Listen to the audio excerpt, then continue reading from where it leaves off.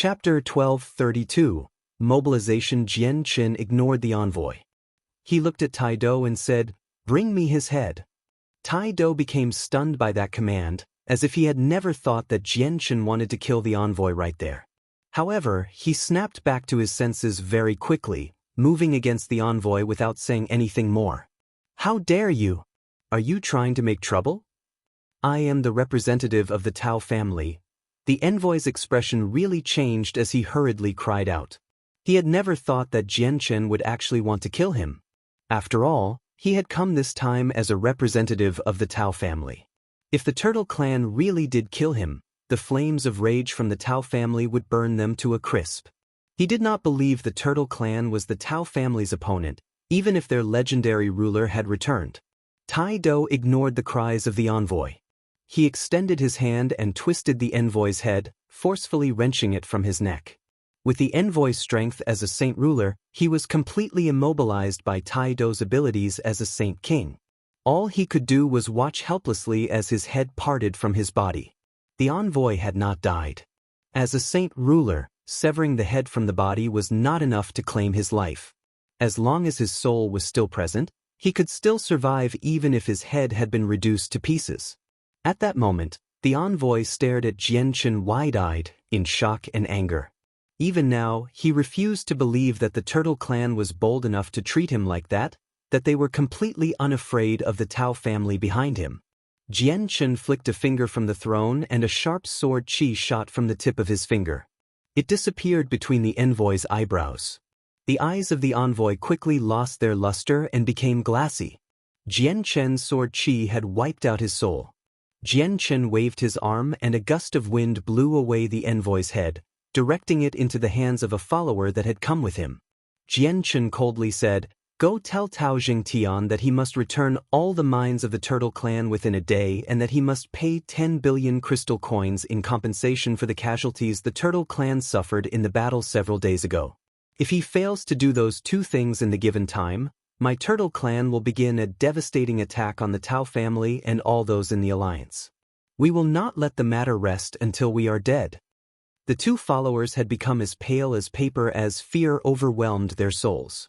They could not help but tremble. They quickly nodded after hearing what Jian Qin had to say before rushing out the Turtle Clan with the envoy's head in bewilderment. All the elders of the Turtle Clan were delighted when they saw the outcome of the envoy. Some of the elders had even become extremely excited and emotional from what Jian Qin had said to the two followers at the end. Their Turtle Clan finally had no need to endure the oppression of the Tao family. At the same time, they understood just how important the ruler was to the Turtle Clan. They had suffered devastating attacks from the Tao family when the ruler had not been present before. If a Hall elder had not interfered, they probably would no longer exist. Now that the ruler had returned, the clan had toughened again. They no longer feared the Tao family. "Jian Qin, have you really made up your mind to move against the Tao family? Are you confident you can deal with them?" Qin Yishuan sternly asked, but she too felt some anticipation inside. Jian Qin nodded. "If the Tao family really is only as powerful as you've described, they are indeed not enough to threaten us." The situation this time was different from the last. Newbies had already emerged from seclusion and coupled with Tai Ta, who was no weaker than himself, the Tao family really did not pose much of a threat to them. "But the five of us are all heavily injured. We can't recover in a short amount of time," Qin Yishuan said with some worry. Although she had no idea where Jian Qin's confidence originated from, she also knew that Jian Qin was not a reckless person. A mysterious smile appeared on Jian Qin's face. "I obviously know that the five of you are heavily injured. You don't need to worry about this problem. I can heal all of you up very quickly." With that, a golden streak of light flashed from between Jian Qin's eyebrows as the saint artifact flew out from his sea of consciousness. "Don't resist," Jian Qin advised before sucking them into the artifact space. He planned on getting the artifact spirit to heal them. Although Jian Qin was also a Class 7 Radiant Saint Master, only water-attributed energy was abundant in the sea realm. Radiant Saint force was extremely thin. If he used his own powers to heal the five of them, it would be nowhere near as effective as on the Tianyuan continent. The origin energy of Radiant Saint force was a consumable energy to him. It was even more difficult to recover than chaotic force, so in order to save on origin energy, he could only let the artifact spirit handle healing them. To reach Class 8 as a Radiant Saint Master, all that was needed was accumulation. Once a Radiant Saint Master possessed a certain level of origin energy, their souls would improve qualitatively and, hence, reach the 8th class. Jianqin did not possess a lot of Radiant Saint Force origin energy. He had absorbed as much as he could when the seal within the artifact space had broken open. This origin energy was his hope to reach Class 8, so he would not waste even a small amount of it unless he had no other choice. The artifact spirit had reached Class 8 as a Radiant Saint Master, so under his healing, the 5 of them used less than an hour to make a full recovery from their extremely heavy injuries, which delighted them very much. Afterward, Jianqin gave the 5 of them another half a day to recover their expended saint force. Afterward, he led Qing Yishuan, Tai Do, Xen Pian, Mochas, Newbies, and Tai Ta toward the Tao family in an aggressive manner. A few elders of the clan followed along as well. Jianqin did not count on the Tao family agreeing to his limit of a single day because he knew that it was impossible. At the same time, several hundreds of thousand kilometers away, a middle-aged man paced around in a well-adorned room within a medium-sized tribe named the Kaler tribe. His brows were tightly furrowed, as if something weighed on his heart. He was the current patriarch of the Kaler tribe as well as Kai Ya's father. Jia Su, has the young lady still not emerged from seclusion? Suddenly, the patriarch asked someone outside. Patriarch, the young lady is still in seclusion and has still not come out, replied the guard outside. The patriarch furrowed his brows even more tightly as he felt a vague unease inside. He understood his daughter extremely well. Even though she had shown great talent since she was young, she was not very enthusiastic about cultivating, or she probably would have become a 14th star expert already with her talent. Yet now, she seemed to have undergone an unbelievable change after being taken away by the ruler of the Turtle clan. She entered a long period of seclusion as soon as she had returned, despite never entering seclusion in the past. She had not emerged even now, which filled him with great worry as a father. He was extremely curious at the same time.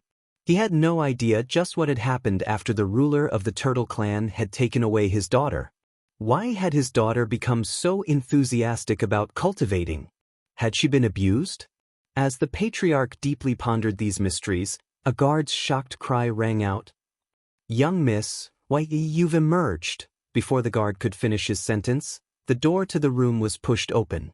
Kaya walked in with her sky-blue clothes. Her entire presence was slightly different compared to before she had entered seclusion. The patriarch became stunned when Kaya suddenly appeared before him. However, he beamed with joy soon after. "Kaya, you finally emerged. Fantastic. Do you know how worried I've become since you suddenly went into seclusion?" Kaya smiled and gently replied, "Sorry, father, I've made your worry." The patriarch could sense that Kaya did not behave abnormally at all, which relieved him. He freely smiled, it's fine, as long as you are well." The patriarch saw how Kaya was hesitating, so he followed up with a caring question. "Kaya, is there something weighing on your mind? If there's anything I can help you with, just tell me. I'll do everything I can." "Right, Kaya. Why did the ruler of the Turtle clan look for you last time? And why did you enter seclusion as soon as you had returned, only emerging now?" Kaya hesitated before saying, "Father, I've actually emerged from seclusion this time to ask you for some crystal coins." "It's just some crystal coins. How much do you need?" The patriarch smiled. "The more the better, because I need a great pile of crystal coins when I enter seclusion," Kaya said with a slight blush. She knew that the amount of crystal coins she needed was so vast that the Kaler tribe probably would not be able to provide them all. However, with her meager strength, she had no other choice than to seek the tribe for help if she wanted to power up quickly. The patriarch's smile gradually disappeared. He seriously examined his daughter right before him. At that moment, he was doubting whether the person before him was the girl he was familiar with, since his daughter had never worked so hard at cultivating before. Chapter 1233, Battle Between Two Clans, 1. "Kaya, you have to tell me the truth." Just what did the ruler of the turtle clan do to you when he took you away? Why do you seem completely different than before? You're working so hard on your cultivation. Has the ruler of the turtle clan abused you? The patriarch of the Kaler tribe asked with a heavy tone. Kaya knew that her recent change had led to her father misunderstanding things. Her father had even thought too much about it and twisted what had happened. She could not help but break into laughter. Father, stop thinking about all these random things. Actually, the ruler of the turtle clan came to give me an extremely impressive cultivation method when he came looking for me. I could not help but start working hard on cultivation after being moved emotionally, which is why I immediately went into seclusion right after I had returned. An extremely impressive cultivation method? What is it? It's even greater than the innate spirit opening technique of the 8 divine arts? The patriarch stared at Kaya in shock. Kaya hesitated slightly before saying, "The ruler gave me the cultivation method of the Octaterra Emperor as well as his experiences and knowledge regarding cultivation. Father, do you think it's greater than the innate spirit opening technique?" "What? The cultivation method of the Octaterra Emperor?" The patriarch was greatly shocked as disbelief flooded his face. His expression then suddenly changed, and he immediately erected a barrier to isolate the room with a wave of his hand.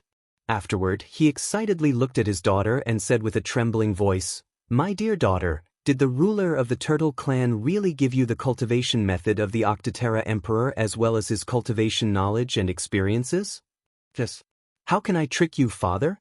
If you don't believe me, do you want me to take it out for you to have a look?" Kaya seriously asked. The patriarch immediately waved his hands. "No, no, no. I believe you, but you have to be careful. You can't let anyone else know that you possess the cultivation method of the Octaterra Emperor, okay?" The patriarch was extremely stern. "Yes, father, I understand," Kaya solemnly replied. She clearly understood just how important the matter was. Afterward, the patriarch passed a space ring to Kaya. He said, "There's 5 million grand quality crystal coins in there. That's all the crystal coins I have on me, so take it and use it first. I'll call a gathering with the elders later on and persuade them. Then I'll pour a portion of the tribe's resources into you. Just don't worry. I'll do everything I can to help you obtain cultivation resources. Then I'll take my leave first. I'll work extra hard to see if I can become a 15th star expert as soon as possible." Kaya left with the space ring. She did not waste a single moment, entering seclusion once more. After Kaya had left, the patriarch remained in the well-adorned room. He was unable to calm down from his excited state for quite some time. He had never dreamed that his daughter would experience such great fortune, to have actually obtained the cultivation method of an emperor. He also believed that with her talent, it was extremely possible for her to become an expert on par to emperors in the future with the cultivation method and knowledge from the Octaterra Emperor. As a father, he felt extremely prideful when he thought about how his own daughter would accomplish something so great in the future, even if it had not happened yet.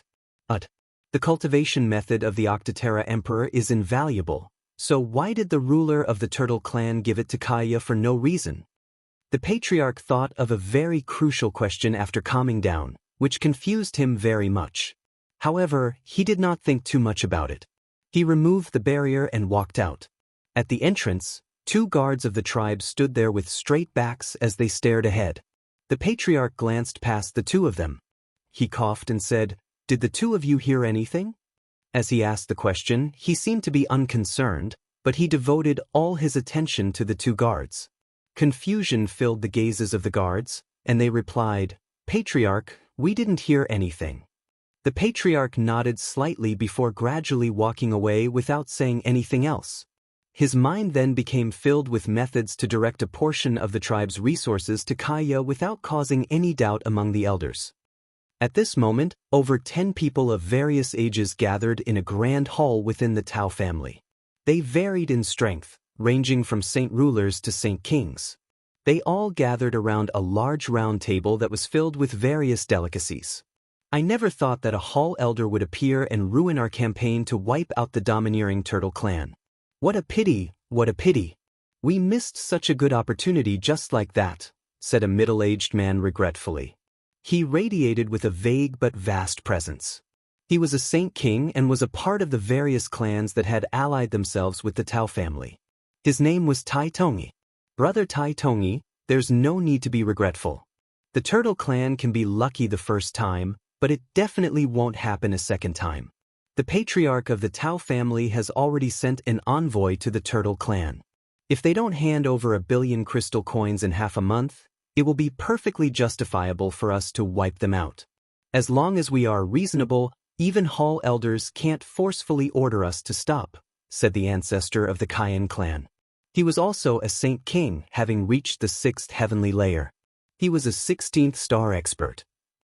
Tai Tongi clasped his hands at the ancestor of the Cayenne clan and said, "That's reasonable, Brother Deason, but I worry that the Turtle Clan will take advantage of this time and flee, moving the entire clan out of the Sea Goddess Hall's territory. And if they really do pull out 1 billion crystal coins in half a month, what do we do with them?"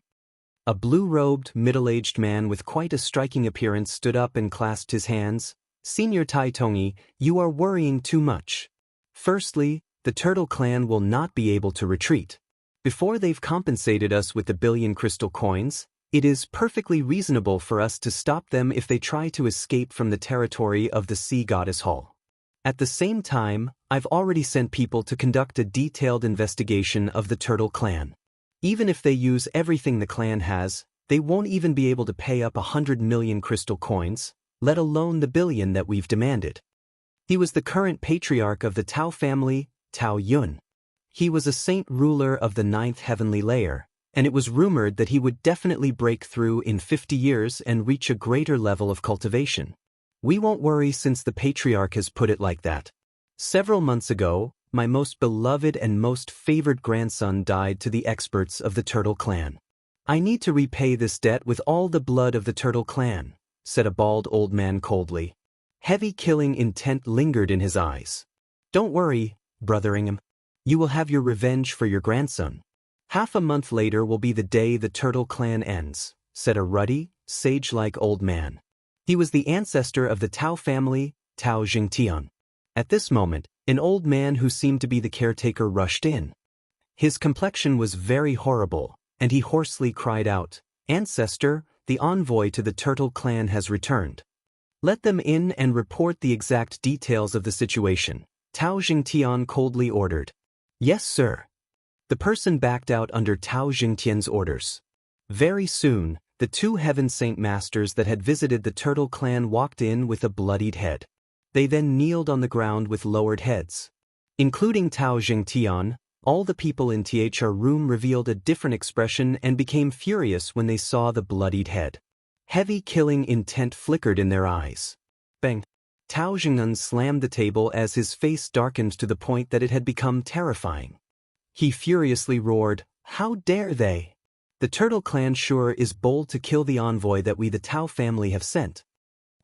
The Turtle Clan already faces their demise, yet they still don't know how to repent for their mistakes, fearlessly killing the envoy of the Tao family. They are not treating the Tao family with any importance at all. This is a naked provocation of the Tao family, as well as a way to demonstrate their might to all of us. All the experts from the large clans said in a righteous manner in their fury, "Explain exactly what happened during the visit, the 2 of you. Do not miss any details at all." Tao Jingtian indifferently commanded the 2 followers. The 2 followers did not dare to miss anything. They immediately explained what had happened in the Turtle Clan, exactly how it occurred. I never thought that the mere ruler of the Turtle Clan would be so arrogant. Does he think of himself as a hall elder?" Tao Jingtian immediately and coldly sneered when he heard the story from the 2 followers. "Ancestor, the ruler of the Turtle Clan has also told us to bring back a message," one of the followers said with hesitation. "Speak. What has the ruler gotten you to bring back?" Tao Jingtian coldly asked.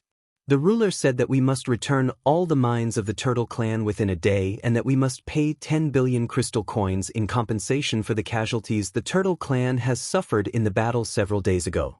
If we fail to do those 2 things in the given time, the Turtle Clan will begin a devastating attack on the Tao family and all those in the alliance. They will not let the matter rest until they are dead," the follower said as he trembled. The hall immediately fell into an abnormal silence with that. All of the people had been stunned by that, unable to return to their senses for quite some time. Haha, I haven't heard wrong, have I? The ruler of the Turtle Clan wants us to pay 10 billion crystal coins as compensation, or he will launch a devastating attack against us. Has the ruler gone mad from anger? The Turtle Clan isn't even going to weigh their own strength first, and they want to launch a devastating attack against us? I think the ruler of the Turtle Clan's gotten ahead of himself. All the experts in the hall sneered. None of them believed that the Turtle Clan possessed the power to do what they had declared. Tao Jingtian began to laugh from his anger. At that moment, his gaze became extremely sharp as heavy killing intent wildly flickered in his eyes. He sneered, "Good. Very well. Very well. The Turtle Clan is so arrogant. I'd like to see just how the Little Turtle Clan will launch a devastating attack against us. Everyone, I originally planned to give the Turtle Clan half a month, but it looks like we no longer need to wait that long. We can move against them tomorrow. Everyone, let's head over to the Turtle Clan right now and see just what they possess that's allowing them to be so arrogant." "There's no need to go. We've already come." A deafening voice echoed from the sky as soon as Tao Jingtian finished speaking. The voice was so loud that it continued to echo in the surroundings, lingering for quite some time before disappearing. Chapter 1234, Battle Between Two Clans 2. Above the Tao family, Jianqin, Tai Ta, Newbies, Qing Yishuan, Tai Do, Lan Jing, Xen Pian, and Mochas hovered 100 meters in the air in an arrogant manner. Every single one of them was calm and cool as vast presences radiated from the 8 of them, blanketing the entire Tao family. The air seemed to have become heavy under their presences. The weaker members of the Tao family all paled while a small portion of them even began to bleed from the corner of their mouths. Their organs had already become heavily injured, having ruptured from the supreme presences. Even the saint rulers within the Tao family revealed rather unnatural expressions. Powerful energy revolved around them as they used everything they had to resist the unending pressure. "Umph!" A cold snort rang from the central hall within the Tao family. At that moment, 9 Saint King presences surged out without showing any indication of giving in, ramming viciously against the 8 of them in the air like a wild tiger. Bang! A deep sound actually rang through the air with the collision of the invisible presences. The surrounding energy was affected as well. Becoming violent in that moment, it swept out like a storm, kicking sand and dust into the air. No one gained any upper hand from the clash between presences.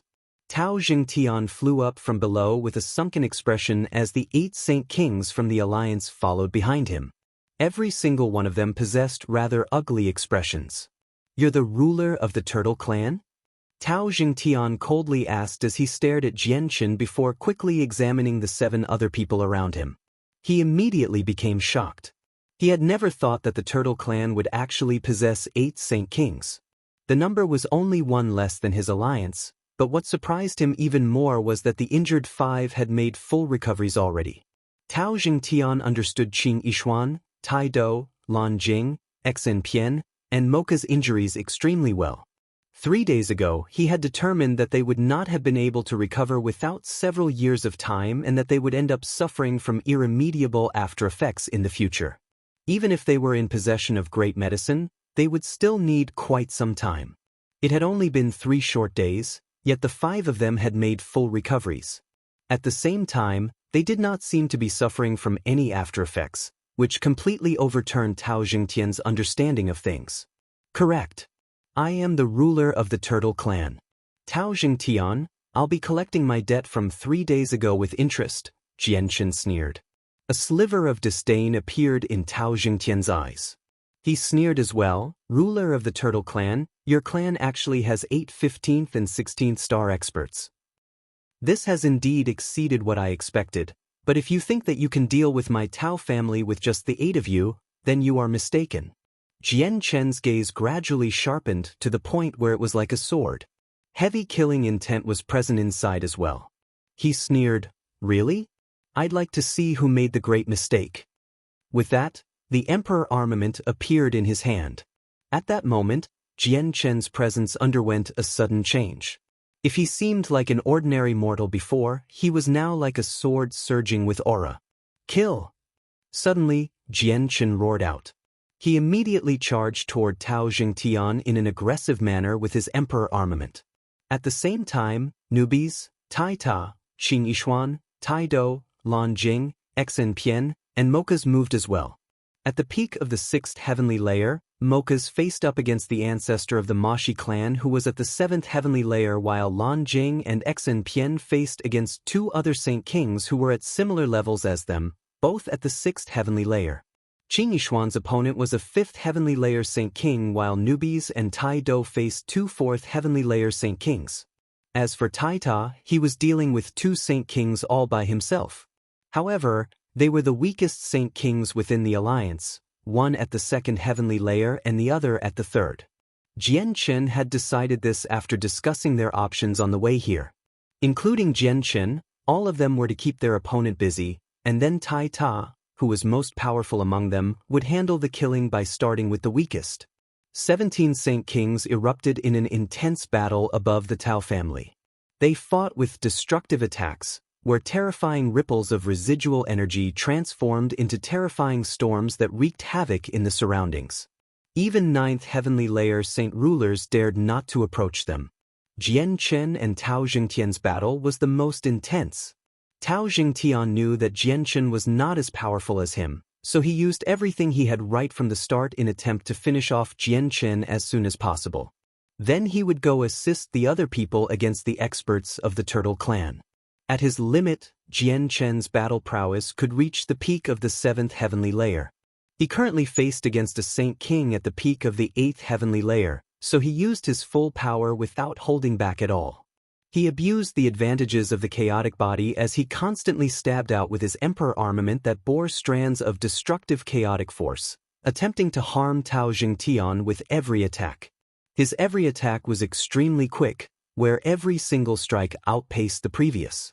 It formed a net of swords that seemed to be watertight right in front of him. However, Tao Jingtian was at the peak of the 8th heavenly layer after all. He was well versed in battle as well.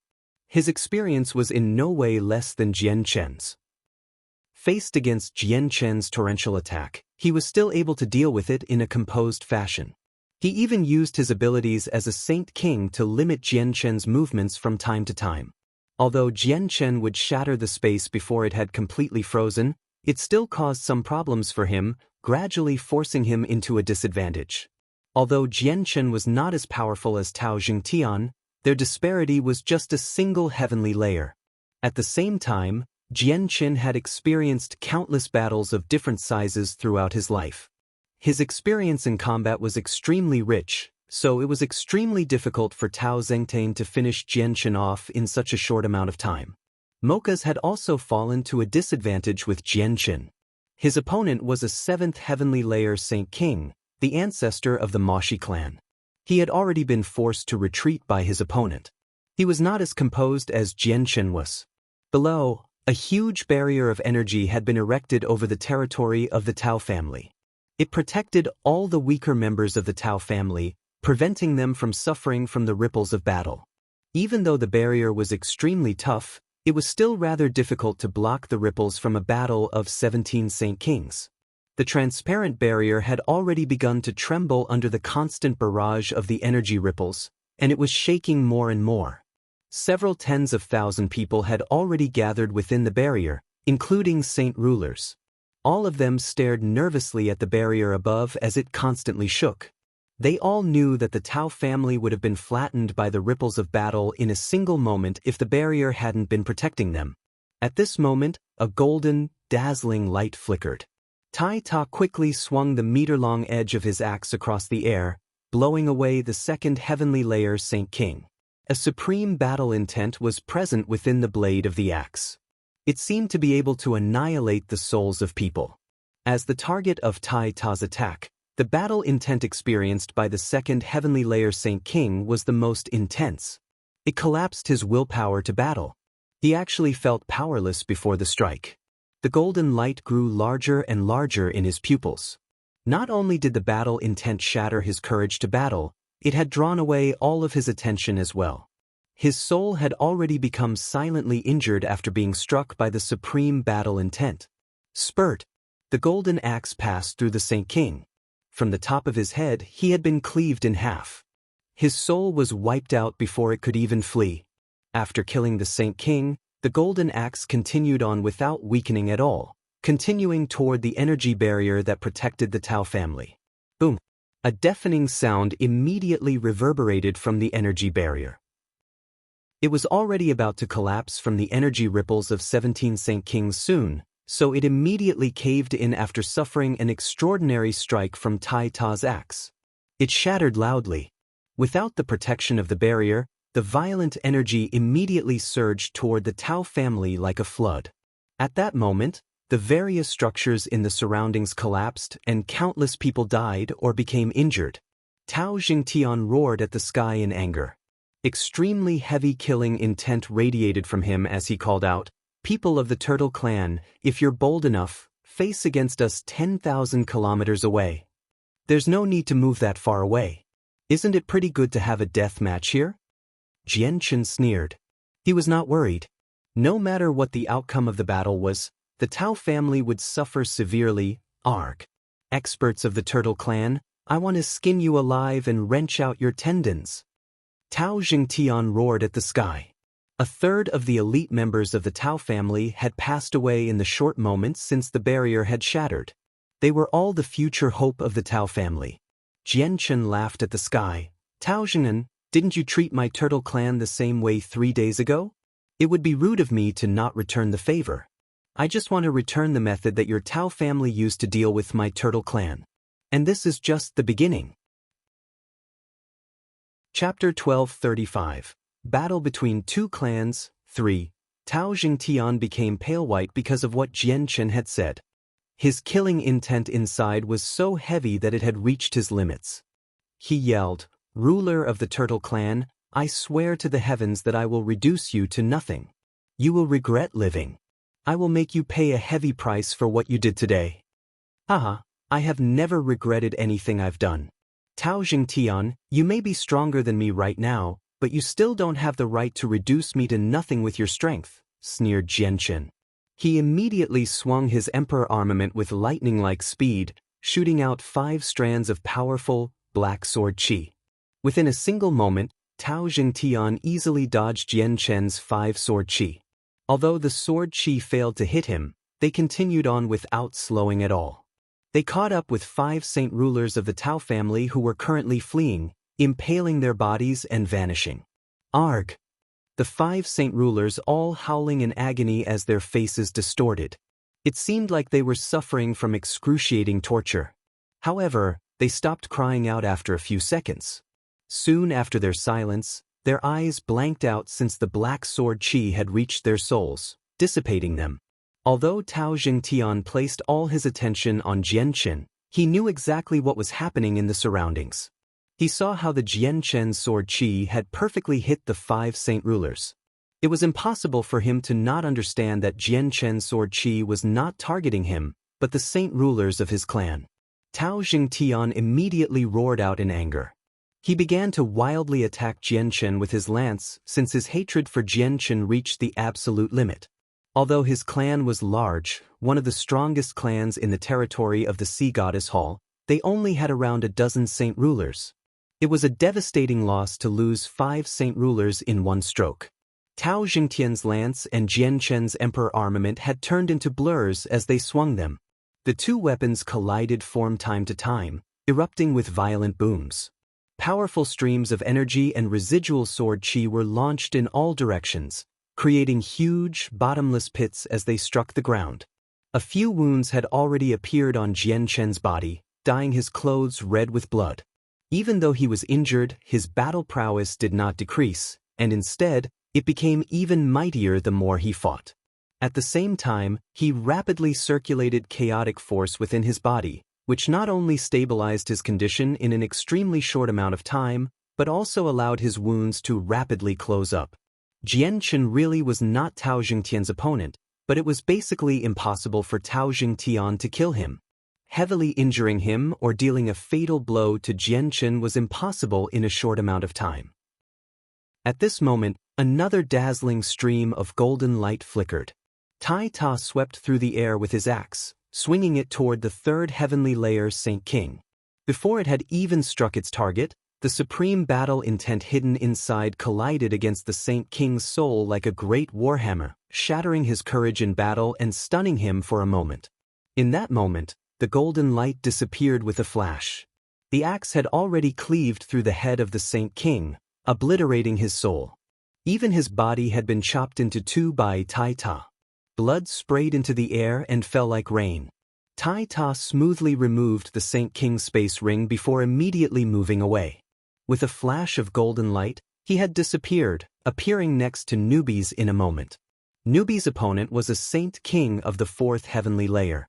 He possessed the same strength as Newbies, but as Newbies was a beast of antiquity, there was rarely anyone who could match up to him within the same level of cultivation.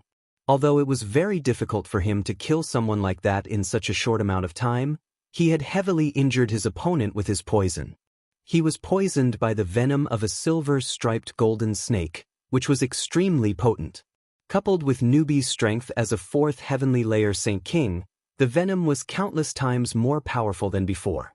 Even Saint Kings were likely to suffer death if they were poisoned and did not do something about it soon. Big fellow, I can finish him. He can't last much longer, so don't worry about me. Go help the others. Newbies obviously knew what Tai Ta wanted to do when he saw him arrive by his side. He hurriedly informed Tai Ta of the situation. Newbies, Jianchen said that we need to finish off as many Saint Kings in the shortest amount of time as possible, or we'll have no chance once Tao Jingtian pulls out his divine haul. Let me finish him off quickly, and then you can immediately go help out Jianchen against Tao Jingtian, Tai Ta said with his deep voice. All right, I'll leave this person to you, big fellow. I'll go help out Jianchen. Newbie still ended up abiding by what Tai Ta said. He passed his enemy to Tai Ta and immediately went up to assist Jianchen against Tao Jingtian. The Tao family had a total of 2 Saint Kings. The first one was Tao Jingtian while the second one was Tao Lin. In his battle against Newbies, Tao Lin had been poisoned, resulting in an abrupt drop in strength and then suffered a few attacks from Newbies. He was already heavily injured, and just when he could not last much longer, his opponent changed from Newbies, who was only a little stronger than him, to the terrifying Tai Ta, making his heart sink. Although he had never clashed with Tai Ta before, he had witnessed Tai Ta killing off 2 Saint Kings with ease. Probably even Tao Jingtian was unable to accomplish something so glorious, so how was it possible for him to last very long in front of Tai Ta while he was heavily injured? At that moment, Tao Lin's fear for Tai Ta reached an absolute limit. He had no interest in fighting Tai Ta, so he turned around and fled as quickly as possible. Tai Ta became slightly stunned by how Tao Lin fled. However, he soon smiled in a straightforward manner. You can't run from me. Mysteries of war, celestial movement. With that, Tai Ta vanished with a flash of golden light. He had basically reappeared the next moment several thousand meters away. Not only was he ahead of Tao Lin, who had turned to flee, he just happened to stop right in front of him. Tao Lin was surprised by how Tai Ta had appeared in front of him like teleportation. Disbelief filled his face, but before he could do anything, a dazzling, golden light appeared in his eyes. He saw Tai Ta's axe swing toward him as it glowed with an endless luster. Just when he wanted to dodge, the supreme battle intent smashed against his soul like a hammer, making it feel like thunder had erupted in his head. Not only did it shatter all his courage for battle, it jolted him to the point where he became dumbstruck. The supreme battle intent from the axe was casually given off by Tai Ta. He did not use all his strength intentionally. Tao Lin was stronger than the 2 Saint Kings Tai Ta had killed before, so his soul was stronger as well. As a result, he obviously possessed better resistance. Just as Tai Ta's axe was about to land on him, Tao Lin suddenly stirred. As he stared at the rapidly expanding axe in front of him, he immediately paled in fright and placed his trident before him without a second thought. Ding! The trident split in half as it blocked Tai Ta's strike. The great force blew Tao Lin away, who heavily struck the ground below, forming a great crater. His entire body was wedged into the ground as blood shot out. Tai Ta did not plan on letting Tao Lin go. He immediately chased him with his golden axe. Tao Lin! Tao Jingtian sensed that Tao Lin's life was in danger, so he furiously roared at the sky. He forced Jian Chen away with a full-powered attack before charging toward Tao Lin in attempt to save him. Tao Lin was a saint king of the Tao family and had deep ties with Tao Jingtian. Tao Jingtian could watch indifferently as the saint kings of other clans fell, but he could not allow the saint kings of the Tao family to die right before him. Newbies charged over from afar in an aggressive manner to block Tao Jingtian's path. He sneered, "Tao Jing, allow me, the great newbies, to understand your strength." With that, Newbies spat out a gray cloud of venomous gas while his hands turned into powerful claws. They were rather similar to Rui Jin's dragon claws. He then clawed at Tao Jingtian's chest. A vast energy surged from Tao Jingtian, instantly forming a 3-inch thick barrier of energy around him. It blocked Newbie's venomous gas while his claws became abnormally slow when they came in contact with the barrier. "Piss off!" Tao Jingtian angrily roared, hurling his palm at Newbies. It knocked Newbies away and caused him to vomit blood. Tao Jingtian then shot toward Tao Lin with lightning-like speed to save him. Tai Ta understood Tao Jingtian's intentions. He finally became slightly stern as he gripped his axe with 2 hands. Bright golden light quickly began to gather around the axe as the battle intent within rapidly skyrocketed. "Mysteries of war, Void Smasher." Tai Ta mumbled deeply as he suddenly swung the axe above his head. A streak of dazzling, golden light disappeared into the void. Tao Jingtian hurried toward Tao Lin without paying attention to anything, but at that moment, his expression suddenly changed. Just when he was 3 meters away, a dazzling streak of golden light seemed to appear out of nowhere, cleaving toward him with lightning-like speed. At the same time, a supreme battle intent suddenly erupted, slamming against his soul like a huge hammer. The battle intent was many times more powerful than what Tao Lin had experienced. Caught off guard, Tao Jingtian immediately let his attention slip. However, he was a peak 8th heavenly layer Saint King after all, so both the strength of his soul and power was incomparable to Tao Lin. He basically returned to his senses in a single moment, and without any hesitation he immediately stabbed out as hard as he could. Thus, his lance collided with Tai Ta's axe. Boom! A deafening sound immediately erupted in the air. Although Tao Jingtian had managed to block Tai Ta's axe with his hurried strike, he retreated uncontrollably from the violent residual energy. He became disheveled while his clothes became a mess. He was in an extremely horrible condition. Chapter 1236. A stalemate of divine halls. Tao Jingtian stabilized himself after traveling 1,000 meters. He stared in shock at Tai Ta, who was bathed in golden light, as disbelief filled his face. He could feel that Tai Ta was not very powerful, having not reached the 16th star, but he was able to deliver such a terrifying attacks at will with his level of cultivation. His attacks also seemed to possess wondrous effects that attacked the soul. This was the first time he had ever come across something like this. At the same time, he understood that if it were not for the fact that he was at the peak of the 8th heavenly layer and that his soul was much more powerful, he definitely would not have been able to react under the barrage of the battle intent within the axe so quickly. In that crucial moment, if he had reacted slightly slower, he would not have just been knocked away. He would have been heavily injured at the very least. Just where did this person come from? And what heaven-defying cultivation method does he practice? Tao Jingtian exclaimed inside. Tao Jingtian found it very abnormal for such a terrifying expert to be unknown in the sea realm. However, before Tao Jingtian could think of anything else, Jian Chen rushed over from afar.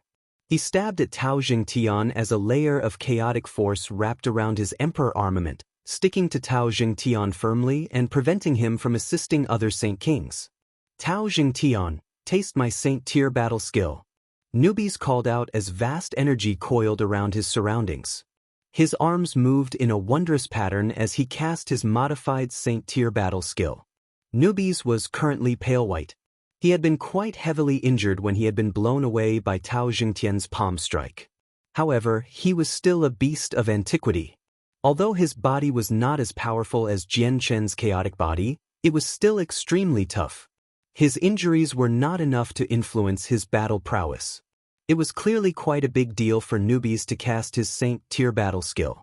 He was unable to use it instantaneously with his strength as a 4th heavenly layer Saint King, so he needed a few seconds to charge up. A layer of dense, golden energy rapidly surged out of his body, coiling around him as it rotated. The color was the same as the energy used by Tai Ta, but that was only the appearance. In reality, the two energies were completely different.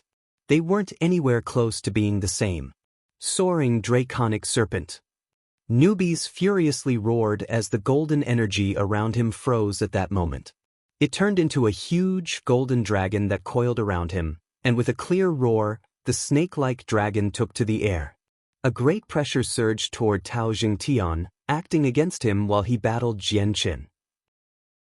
Newbie's Saint tier battle skill had already reached the 7th heavenly layer, but Tao Jingtian still managed to deal with both the battle skill and Jian Qin in an extremely composed manner. Each time he stabbed out with his lance, the golden dragon would be cleaved in half. However, newbie's Saint tier battle skill contained a shred of the silver-striped golden snake's essence, so it was clearly different from other battle skills. Before the golden dragon could dissipate after it had been split in half, it reformed in an extremely short amount of time, continuing toward Tao Jingtian with the same amount of force as before. On the other side, Taya had already arrived by the crater that Tao Lin had formed. He mercilessly swung his axe of golden light, ending Tao Lin's life. Tao Jingtian violently jerked with Tao Lin's death as a sliver of sorrow crossed his face. He wanted to help, but he was caught in a busy scuffle with Jian Qin and newbies. Tai Ta was so close to Tao Lin as well. He would not have been able to make it even if he had pulled out his divine haul. As a result, he could only watch helplessly as Tao Lin died before his eyes.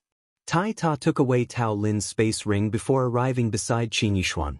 He said with his deep but gentle voice, "Leave this to me. Go help Jian Qin." Qin Yishuan said nothing. She nodded before handing her opponent to Tai Ta, charging towards Tao Jingtian. Tao Jingtian finally felt slightly pressured when Qin Yishuan joined in. The Saint Kings on his side were rapidly dying. There would be one extra Saint King on the Turtle Clan's side to come deal with him after every death.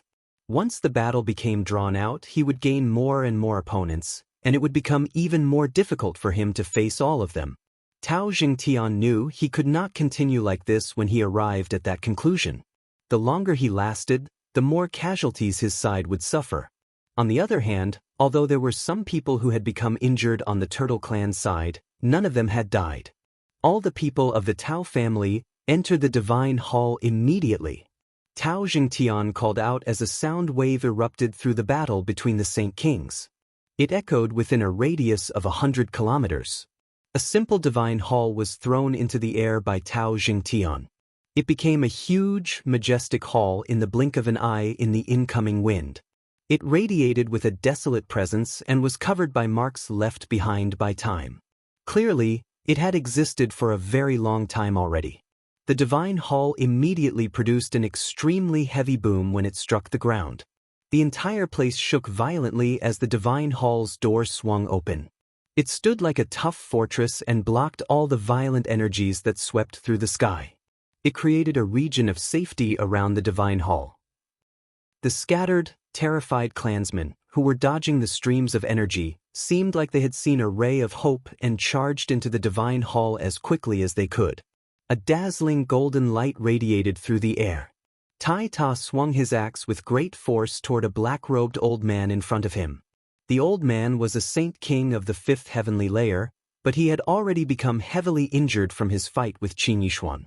As a result, he did not have any power to resist Tai Ta's powerful swing. At the moment he had become dazed from the supreme battle intent, the golden axe cleaved his head in half. 4 of the 9 Saint Kings within the alliance had been slain by Tai Ta with lightning-like speed, and the remaining 5 held their ground with difficulty. However, all of them were extremely stern without exception. They no longer revealed the great confidence they had showed earlier. Meanwhile, the ancestor of the Mashi clan regretted his actions inside. If he had known that the Turtle clan was so powerful earlier, he would never have agreed to the marriage with the Tao family, much less work with the Tao family against the Turtle clan. His Mashi clan had suffered severely from the conflict with the Turtle clan since one of the Saint Kings slain by Tai Ta was a part of his clan. Enter the Divine Hall. Tao Jingtian bellowed with a sunken expression. He was not carried away by his battle. He swung his lance as hard as he could, forcing back Jian Chen and Qing Yishuan. Afterward, he retreated, disappearing in the Divine Hall with a flash. The 4 other Saint Kings in the alliance did not tarry either, entering the Divine Hall at the same time as Tao Jingtian, moving as quickly as they could. The Divine Hall's door suddenly slammed shut and the structure rose up from the ground, quickly reaching an altitude of 1,000 kilometers. Ancestor, let us in. Over 1,000 clansmen of the Tao family had failed to enter the Divine Hall in time. They all began to plead as despair filled their faces. A few clever people immediately turned around to flee into the distance when they saw that there was no hope of entering the Divine Hall. They wanted to avoid the pursuit of the Turtle clan experts as well as the energy ripples from the battle. Tao Jingtian did not leave as he controlled the Divine Hall. Instead, the Divine Hall rapidly fell onto Jian Chen and the others. He wanted to use the toughness of his Divine Hall to deal with the 8 of them. Jian Chen coldly smiled when he realized what Tao Jingtian was trying to do. Tao Jingtian, do you think you're the only one with a Divine Hall? The Octotera Divine Hall had appeared in Jian Chen's hands and transformed into a gigantic structure instantly. It was no smaller than Tao Jingtian's Divine Hall. Jian Chen, newbies, Tai Ta, Qing Yishuan, Tai Do, Lan Jing, Xen Pian, and Mokas all charged into the Divine Hall. Under Jian Chen's control, the Divine Hall quickly charged into the sky. It moved like a streak of light, and by the looks of it, it looked to be flying toward the Tao family's Divine Hall. Although the Octotera Divine Hall had been beaten to ruins by Kaiser, it could repair automatically. After so much time, it had recovered by at least 80% even though it had not completely returned to how it had been before, and it seemed fine from the outside. Boom! With a violent sound, the 2 Divine Halls brutally collided in the air. The great force created from the collision knocked the 2 of them away. The 2 Divine Halls remained in perfect condition. The violent collision had not even left a scratch on them. The Divine Halls hovered at a high altitude in unison after clashing once. They both knew that neither of them could do anything to the other unless they were in possession of a Saint Emperor's strength. Ruler of the Turtle clan, I never thought you'd have a Divine Hall as well. Tao Jingtian's cold voice rang from his Divine Hall. Jian Chen appeared silently on the highest point of the Octotera Divine Hall. He coldly stared at the Tao family's Divine Hall 1,000 meters away and responded with, Tao Jingtian, I still can't break through your Divine Hall today, so it ends here. However, this by no means resolves the enmity between your Tao family and my Turtle clan. When I gain the power that can break through the Divine Hall, the experts of the Turtle clan will come visiting again. Chapter 1237, Emissary of the Heaven Spirit Hall. You sure put it lightly. The only way for you to smash through my Divine Hall is to break through to the 17th star and become an emperor. Ruler of the Turtle clan, I must admit that I've underestimated the strength of your clan, but it's impossible for you to become an emperor. Tao Jingtian's icy cold voice reverberated from the Divine Hall. It was filled with scorn. How could reaching the level of emperors be that easy? Even Tao Jingtian, who was about to become a hall elder, did not yearn for such a level of strength. Jian Chen sneered, It's not up to you to decide whether I can become an emperor or not. The next time I visit your Tao family will be the day I smash your Divine Hall. With that, Jian Chen controlled the Divine Hall and flew away. He picked up the elders of the Turtle clan, who were hiding several dozen kilometers away, and returned to the clan. Jian Chen knew that Tao Jingtian possessed a Divine Hall, so wiping out the Tao family was impossible. He still was not in possession of the power to destroy Divine Halls. What he did today was to collect some of the debt the Tao family owed the Turtle clan and to make the alliance pay a certain price for the disaster they had caused several days ago. The Divine Hall vanished into the horizon with the experts of the Turtle clan. Only after confirming that they would not return did Tao Jingtian put away his Divine Hall. However, only the 5 Saint Kings who had managed to survive left the Divine Hall. Tao Jingtian dared not let out the clansmen who had entered, afraid that Jian Chen would take revenge on them. Tao Jingtian silently hovered in the air with the 4 other experts as they stared at the land of the Tao family that had been reduced to ruins. They were all gloomy and their emotions were heavy.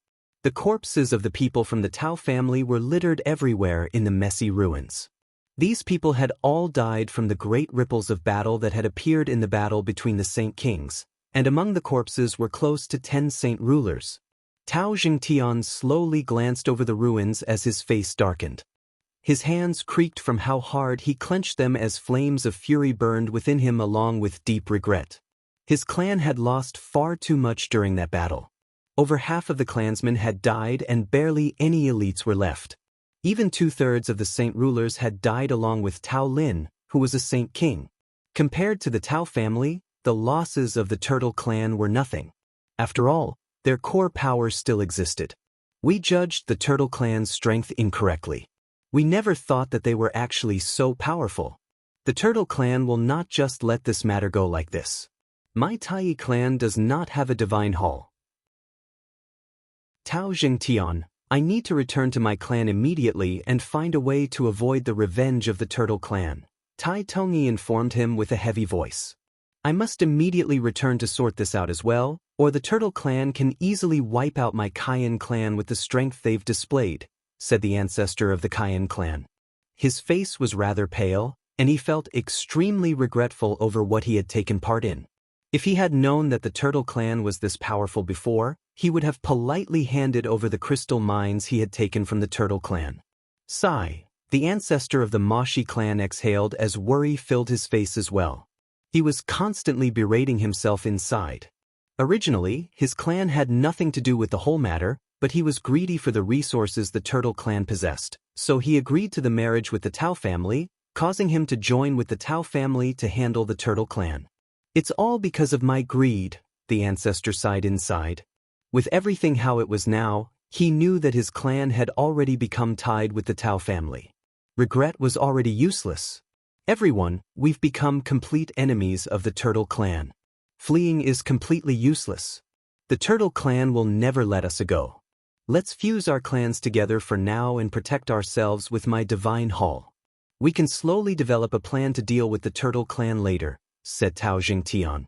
He knew that the experts around him represented an extremely great force.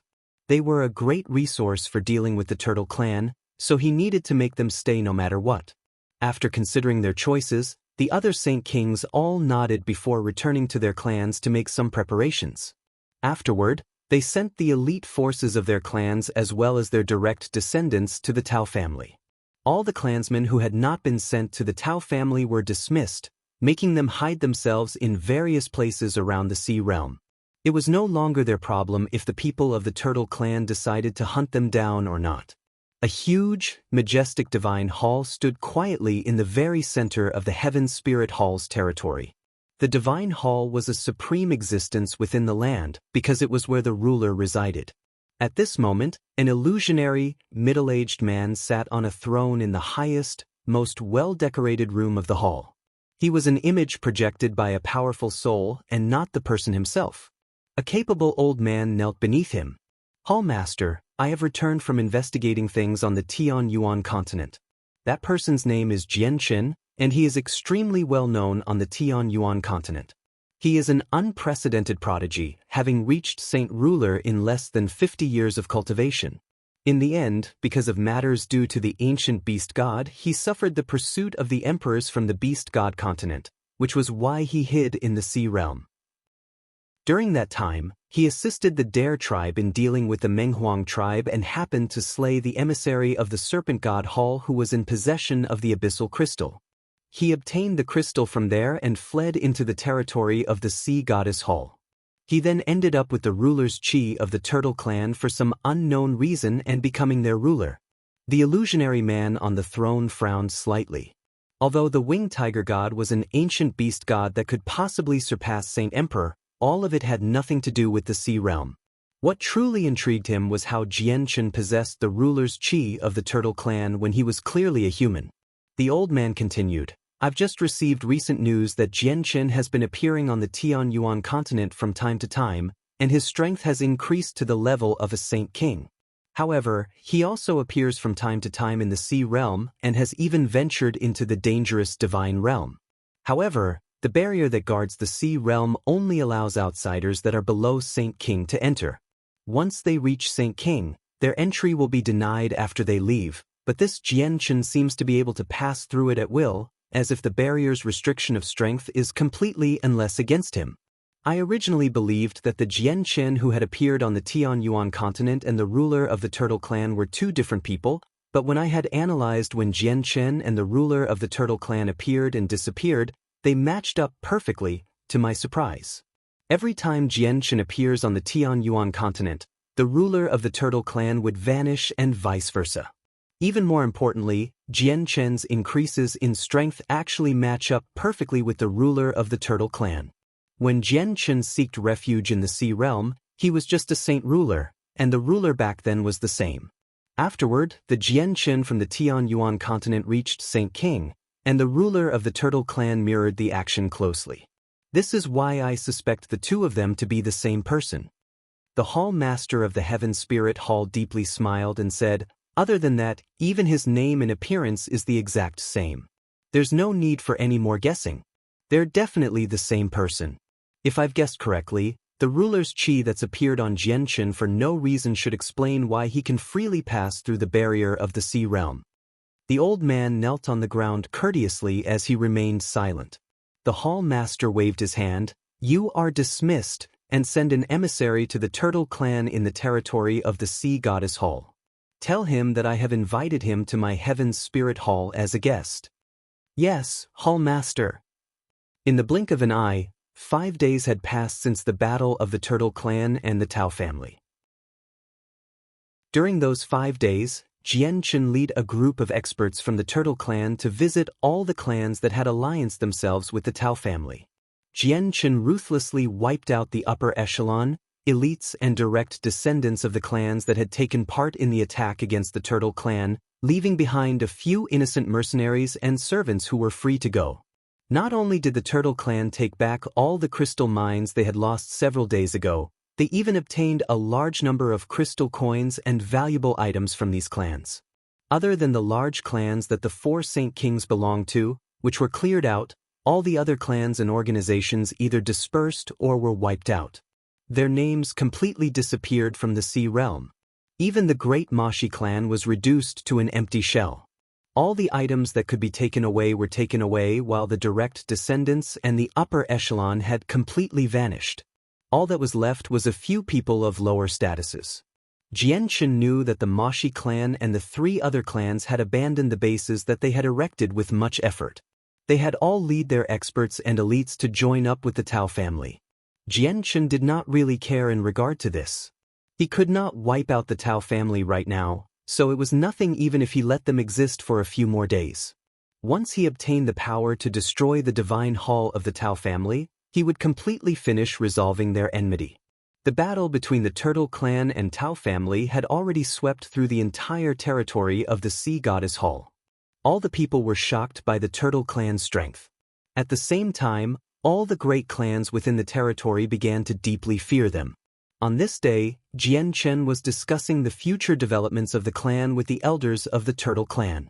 A guard suddenly ran in and dropped to one knee. "Ruler, the Heaven Spirit Hall has sent an emissary.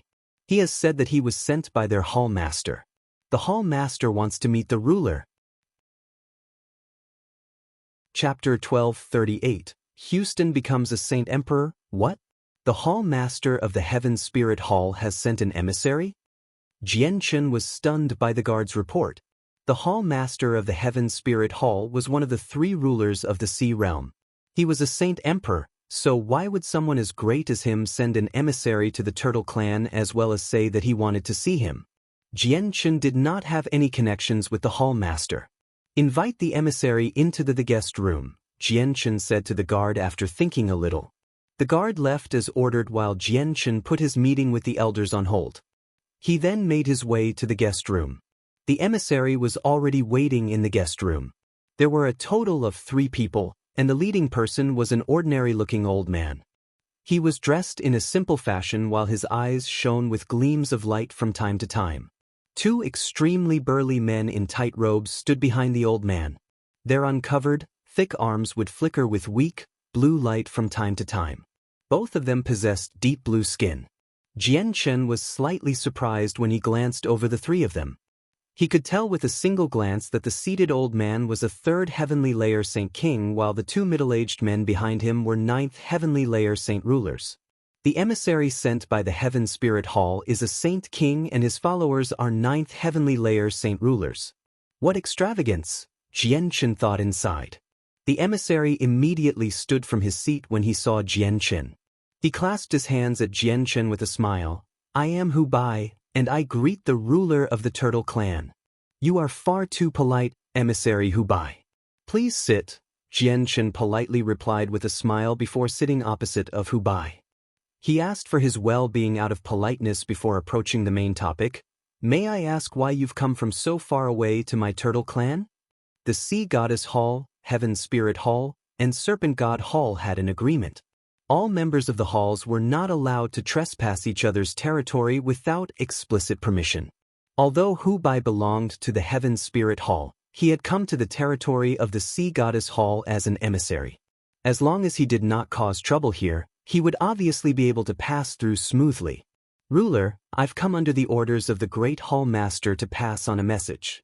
The Great Hall Master has personally invited the ruler to our Heaven Spirit Hall as a guest. Ruler, so, Hu Bai said amicably as gave a positive smile. He was very polite. Jian Chen frowned slightly. He had no ties with the Hall Master of the Heaven Spirit Hall. He had even visited the Heaven Spirit Hall to cause trouble once, but it was resolved when a Hall Elder of the Heaven Spirit Hall told Lan Jing, Xin Pian, and Mokas to follow him. He could not agree no matter what if the Hall Master of the Heaven Spirit Hall wanted him to visit. This was because he was only safe in the Sea Goddess Hall among the three territories. Jian Chen immediately displayed a slightly troubled expression when he thought up to there. He said, Emissary Hu Bai, please help me bring back a message to your esteemed Hall Master. My clan has undergone conflict with the Tao family recently, and we are suffering from significant losses, so I still have many matters to deal with. I really can't make the time, but if I really am able in the future, I will definitely pay a visit to the Heaven Spirit Hall. Jian Chen really meant it when he said he would pay a visit, but that would only be once he was powerful enough to deal with Saint Emperors. At that time, he would definitely pay a visit to the Heaven Spirit Hall and the Serpent God Hall, the Serpent God Hall in particular. He had yet to clear his debt from back then with them. The emissary had obviously heard of the news between the Turtle Clan and the Tao family's alliance, so he did not doubt what Jian Chen had said. Also, he was unsure what the connection between the Hall Master and Jian Chen was, so he dared not to do anything that could offend Jian Chen. As a result, he stood up with a smile and clasped his hands. Sure. The Turtle Clan has just gone through a battle, so there are obviously countless miscellaneous matters to deal with. Ruler, I've already delivered the message, so my mission is complete. I should return, so I'll stop wasting the ruler's precious time. Farewell. Farewell. Jian Chen also stood up and saw Hu Bai off personally. He then continues the meeting with the Turtle Clan discussing the future developments. After the meeting, Jian Chen went nowhere. He passed down images of the materials needed for the azulate swords to people so they could search the entire sea realm before entering seclusion himself. He continued to work hard on absorbing the almost invalid monster cores to increase his strength while he waited for the arrival of the worldly ebb. 2 days later, Hu Bai reported what Jian Chen had said to the Hall Master without missing a single detail in the gigantic divine hall of the Heaven Spirit Hall. The Hall Master remained as a projection of the soul. After listening to Hu Bai's report, he frowned slightly and dismissed Hu Bai with a wave of his hand. He mumbled to himself, the ruler of the Turtle Clan has actually made up an excuse against me. Looks like inviting him over really will be quite difficult. Do I have to visit him personally? With that, the Hall Master sank deep into thought. He remained silent for quite some time. An old man in hemp clothing currently sat in a cave within a mountain in a huge, desolate mountain range on the Tianyuan continent. A dense red mist permeated his surroundings, and it was sticky like blood.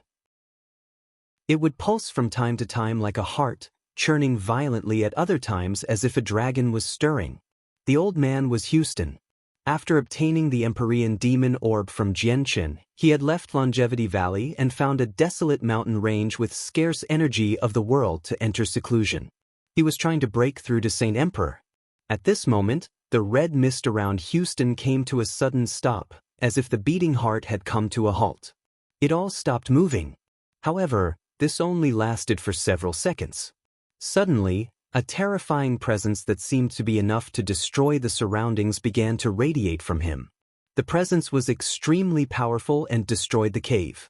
The entire mountain cracked open as countless pieces of rock flew in all directions. Houston felt nothing. He sat unmoving like a mountain, floating in the air unaffected by gravity.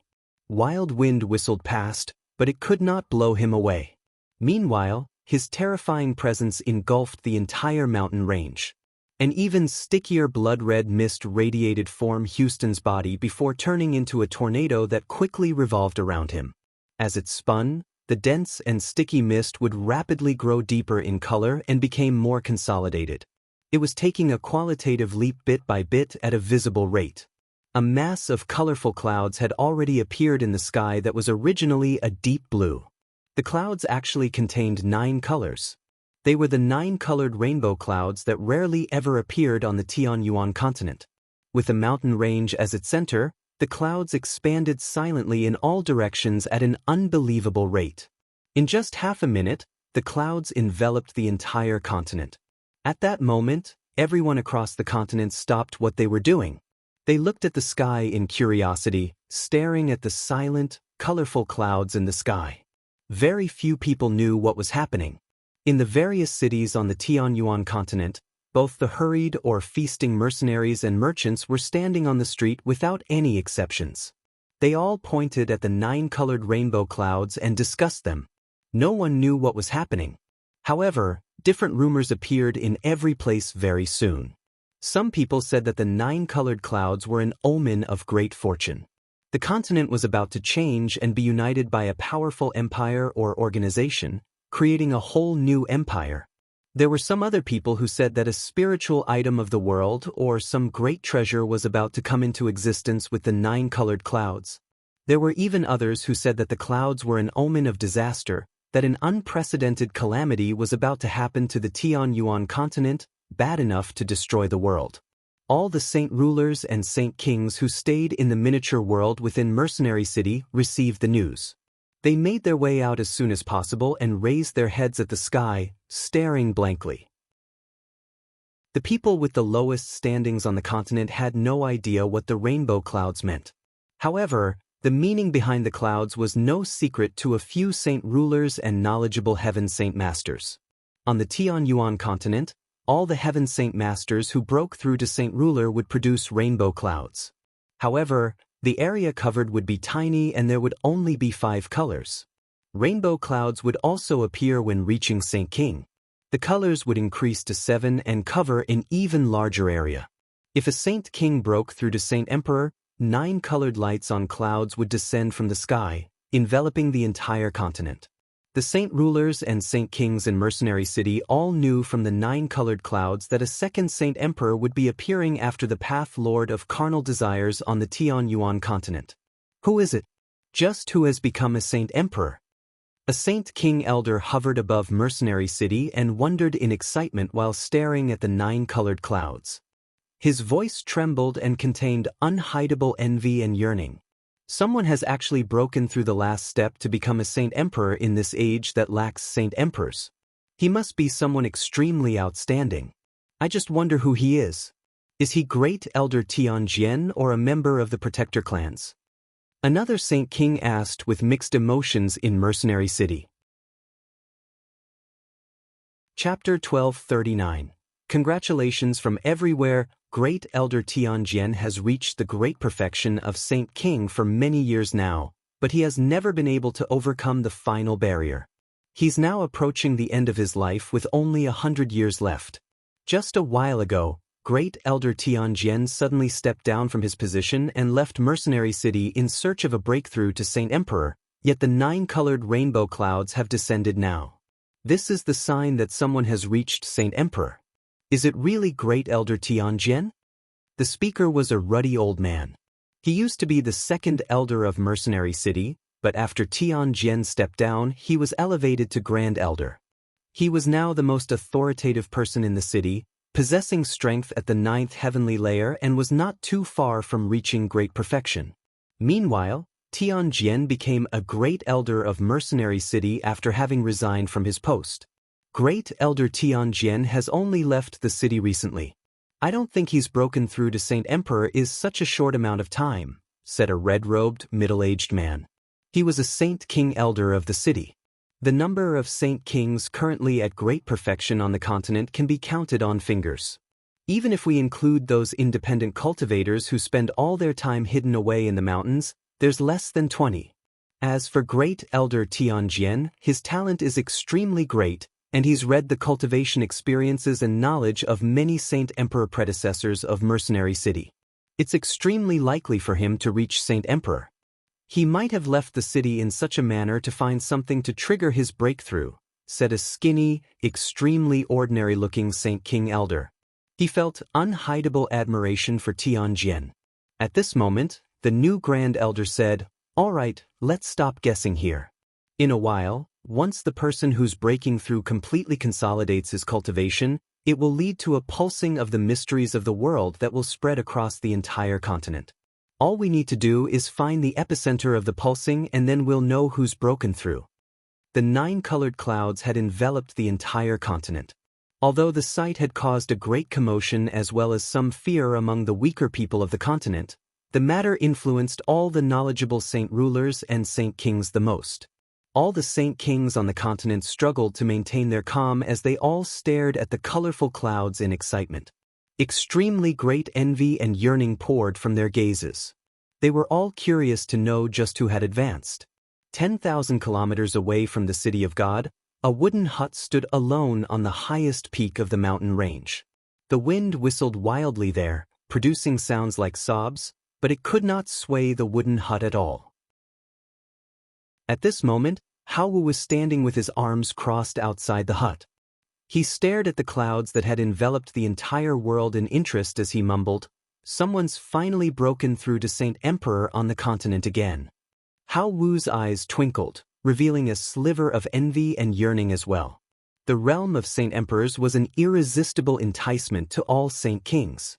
However, he seemed to think of something soon afterward. The yearning in his eyes disappeared. It was replaced by a sliver of loneliness and deep sorrow. He turned around and entered the wooden hut, sitting next to the bed as he held Zartsayun's white hand. He emotionally said, "I don't wish to reach Saint Emperor in this life. I only Kaiyun can wake up sooner." Zartsayun's situation had been caused by her attempted suicide. She had harmed her soul and sealed herself off, which had not left an injury of the body. As a result, Hao Wu could do nothing since injuries of the soul were the most difficult to deal with. The 9 colored clouds covered the sky for half a day before a powerful pulse of the mysteries of the world suddenly appeared, rapidly expanding into the distance. The pulsing was at the level of a Saint Emperor and originated from where the person breaking through was. It also symbolized a successful breakthrough to Saint Emperor. "I know where it is now. Let's go take a look." The Grand Elder of Mercenary City called on a group of people and immediately ripped open a space gate before hurrying away with everyone. "We finally know where that person is. Let's go and see just who has broken through." Other than the Changyang clan that had been sealed up, all the Saint Kings from the 9 other clans moved out, heading in the direction of the pulsing together. In this current era, breaking through to Saint Emperor on the Tianyuan continent was a huge matter. Thus, the identity of the person was extremely important to the continent. His affiliations could affect the future of the continent to a certain degree. If he was affiliated with the good, it would obviously be something worth celebrating over for the continent, but if he was bad, it could lead to a disaster on the continent. All the Saint Kings in the 3 great empires, in the ancient clans, and the ones scattered across the continent had ripped open a space gate and hurried over the moment the pulse reached them, including Changyang Zhu Shao at the Changyang clan and Changyang Zhu Yunshao, who was watching over the royal palace of the Jessen kingdom. Houston remained hovering in the air above the desolate mountain range. The blood-red mist around him had completely disappeared into his body while he radiated with a vast presence. Just the mere presence that he gave off from time to time was enough to make the surrounding space violently shake. It was extremely powerful. When Houston sensed the great powers brought on from breaking through to Saint Emperor, he could not help but sigh emotionally inside. The power of a Saint Emperor was incomparable to Saint Kings at great perfection. Even though he had just broken through, he felt like the current powers he possessed were more than enough to squash a Saint King at great perfection to death with ease. He had learned many shocking secrets from within the Empyrean demon orb after breaking through to Saint Emperor, because he could see an even larger world through the orb. Jianqin has given me an overwhelming fortune. Saint Emperor is only the beginning of cultivation. The path in the future is still long, Houston thought. Reaching Saint Emperor was something worth being happy over, but Houston remained very calm. The surrounding space suddenly began to pulse as space gate after space gate appeared. Saint Kings emerged from all of them, and without any exception, all of the Saint Kings had erased their presences. They appeared like ordinary people, and even the Saint Kings from the Protector clans and Mercenary City were like that. In just a few short seconds, over 200 Saint Kings had gathered in the space that had been empty before. All of them focused their gazes on Houston as soon as they emerged from their space gates, no longer able to shift their attention away. All of them understood extremely well that a true Saint Emperor sat before them from the terrifying presence Houston gave off from time to time. Houston, I never thought that you'd reach Saint Emperor, the Grand Elder of Mercenary City sighed in surprise. He had thought about the people who could have become Saint Emperors earlier, but he definitely did not think that it would be an assassin. After all, the changes from 1,000 years ago had greatly affected Houston. However, the Grand Elder of Mercenary City also felt rather disappointed after confirming who it was. It was actually not Great Elder Tianjian. Congratulations, Sect Master Houston, for reaching Saint Emperor and reaching the apex of the Tianyuan continent. A second Saint Emperor has finally appeared on our Tianyuan continent after the Path Lord of Carnal Desires. The Pavilion Master of the Pure Heart Pavilion congratulated Houston first with a smile. Congratulations, Sect Master Houston. Afterward, all the Saint Kings arrived in front of him and congratulated him. Every single one of them bore smiles and spoke in a polite tone. In this era that lacked Saint Emperors, even the Protector clans with deep heritages were unwilling to offend them so easily. Former Sect Master, why, you've really become a Saint Emperor? An excited voice rang out from behind everyone. The Vice Sect Master of the Bloodsword Sect, Jiang Wang, pushed his way to the front as he excitedly looked at Houston. Jiang Wang's excitement had peaked after learning that it was Houston who had become a Saint Emperor. Houston finally opened his eyes at this moment. He first nodded at Jiang Wang before clasping his hands at the surroundings. I thank you all for your congratulations. Houston spoke with an extremely calm voice, without any joy or excitement that he should possess after reaching Saint Emperor. Houston has already become a glorious Saint Emperor, having become one of the only two of our continent, yet he's still able to remain so calm. Just this has already surpassed all of us present. No wonder it was Houston who reached Saint Emperor. So his mental state has already reached a level far beyond us, praise to Saint King, which immediately lead to the agreement of many people. Houston smiled nonchalantly with that and said, there is never an end to cultivation. Saint Emperor is only just the beginning, so it's nothing to be proud about. We must understand that there is always someone greater than us elsewhere. We have only been sheltered and ignorant in the past. All the people became stunned with what Houston had said. Saint Emperor was actually just the beginning? If it was someone else who had said that and not Houston, some of the people present would probably have begun cursing them. Everyone, I still have matters to attend to, so farewell. Houston did not give a detailed explanation. He ripped open a space gate and left. He had learned a lot of information from the Empyrean demon orb with his breakthrough. Not only did he understand that Saint Emperor was just the beginning, he had learned some shockingly powerful secret techniques. Even as a Saint Emperor, he could only use these secret techniques with difficulty. Their levels had surpassed Saint tier battle skills. 3 days later, Houston consolidated his cultivation as a Saint Emperor and also gained a basic grasp over some of the secret techniques. He then made his way to the Death Nest all by himself. It's here. This is the Death Nest. Why is the Empyrean demon orb constantly telling me that the Death Nest is calling to me? Houston stopped outside the Death Nest and became extremely curious. Chapter 1240, Blood Refining Formation. The Death Nest was filled with yin qi and churned with black mist. Vicious, terrifying faces of ghosts would be conjured from time to time and would roar at the outside world. They wanted to charge out of the Death Nest, but they were trapped inside by the huge barrier that surrounds the nest. No matter how powerful or terrifying the yin qi of the Death Nest was, none of it could leak outside. Houston had completely erased his presence as a Saint Emperor. He stood outside the Death Nest at ease with his hemp clothing and stared into the depths with a flickering light in his eyes. Some confusion and curiosity appeared in his eyes. In his head, the Empyrean demon orb's cries became more and more powerful, hurriedly urging Houston into the Death Nest, as if there was something that deeply attracted it inside. Houston was unaffected by the Empyrean demon orb. He could suppress the callings, but he did not do that. He knew that the Empyrean demon orb was extraordinary and the reason why he could become a Saint Emperor. Houston stood outside in thought for a while before taking a step into the Death Nest. He was now a Saint Emperor, and great confidence came along with his great strength. He believed that even if there was something truly dangerous in the Death Nest, he could still retreat safely. The Death Nest was the same as before. It was teeming with vile energies while the black mist churned constantly. The slightly spongy ground was scarlet red, as if it had been doused by blood. The scattered trees and vegetation swayed in the wind. They seemed like ghosts brandishing their teeth and claws, which made them seem sinister and terrifying. Houston remained the same as before as he calmly walked through the Death Nest.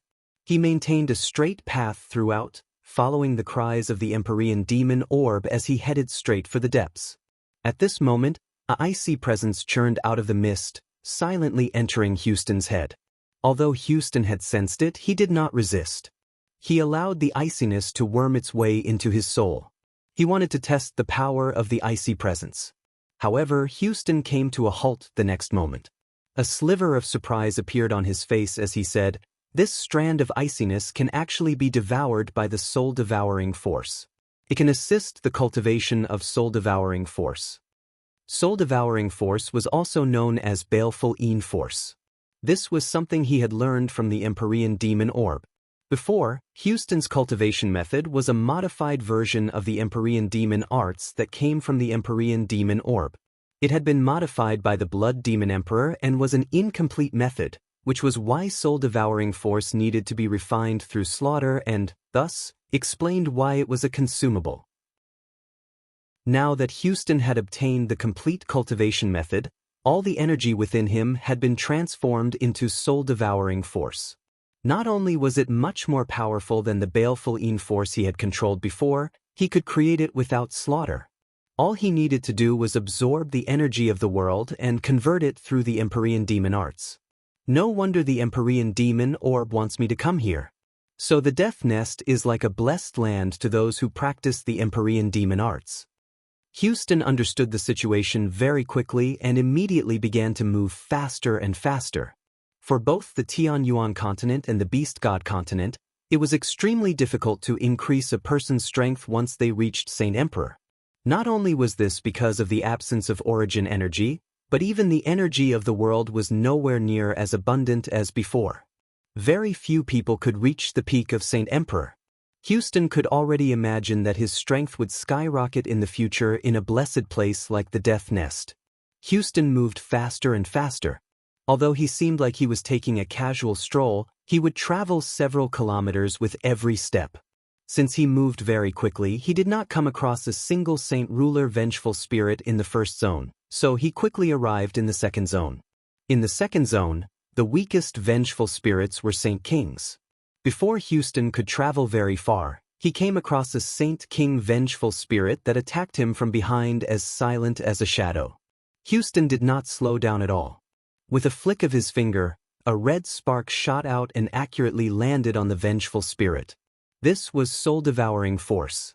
If it was before, Houston would have never used soul-devouring force so easily because it had been consumable and, hence, was extremely difficult to replenish. But after reaching Saint Emperor with the Empyrean demon arts, all the energy within him had been converted to soul-devouring force. To him, it was only an ordinary energy now and was extremely easily replenished, so he obviously did not mind using it. The vengeful spirit was dissipated by the strand of soul-devouring force. It turned into a dark mist and was no longer able to reform.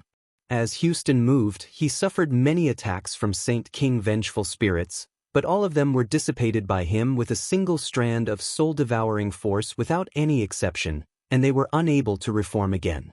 Along the way, quite a lot the icy tendrils tried to attack Houston's soul, but they were all refined by his soul-devouring force and became a part of his energy.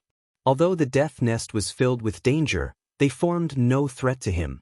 He passed through the second zone very quickly and arrived in the third. As soon as he stepped into the third zone, an extremely powerful iciness wrapped around Houston from all directions.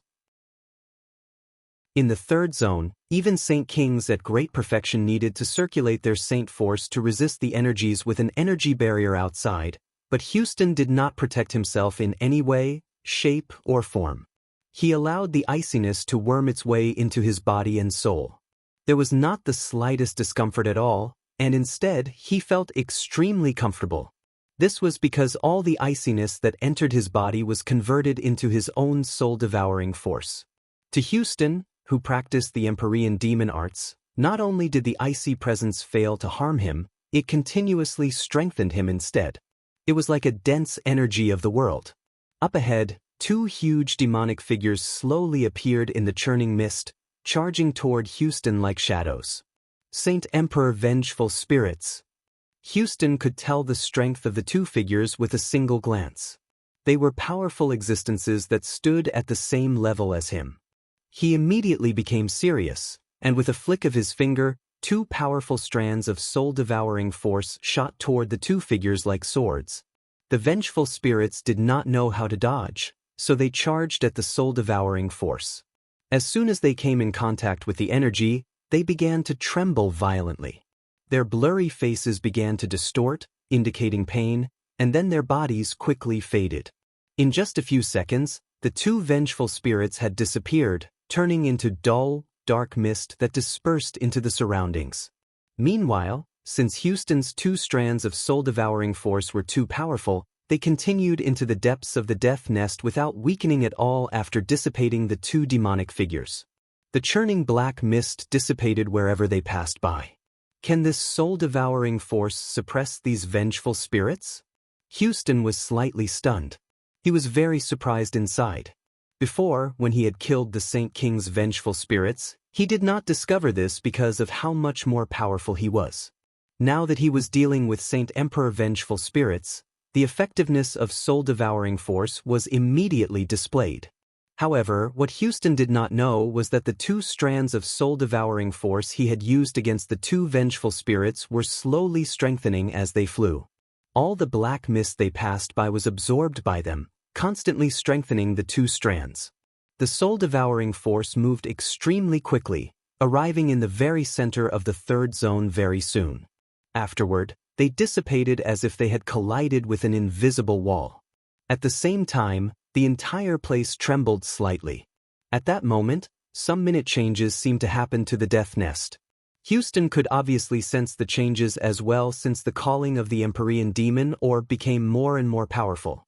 This filled him with curiosity as he continued toward the depths.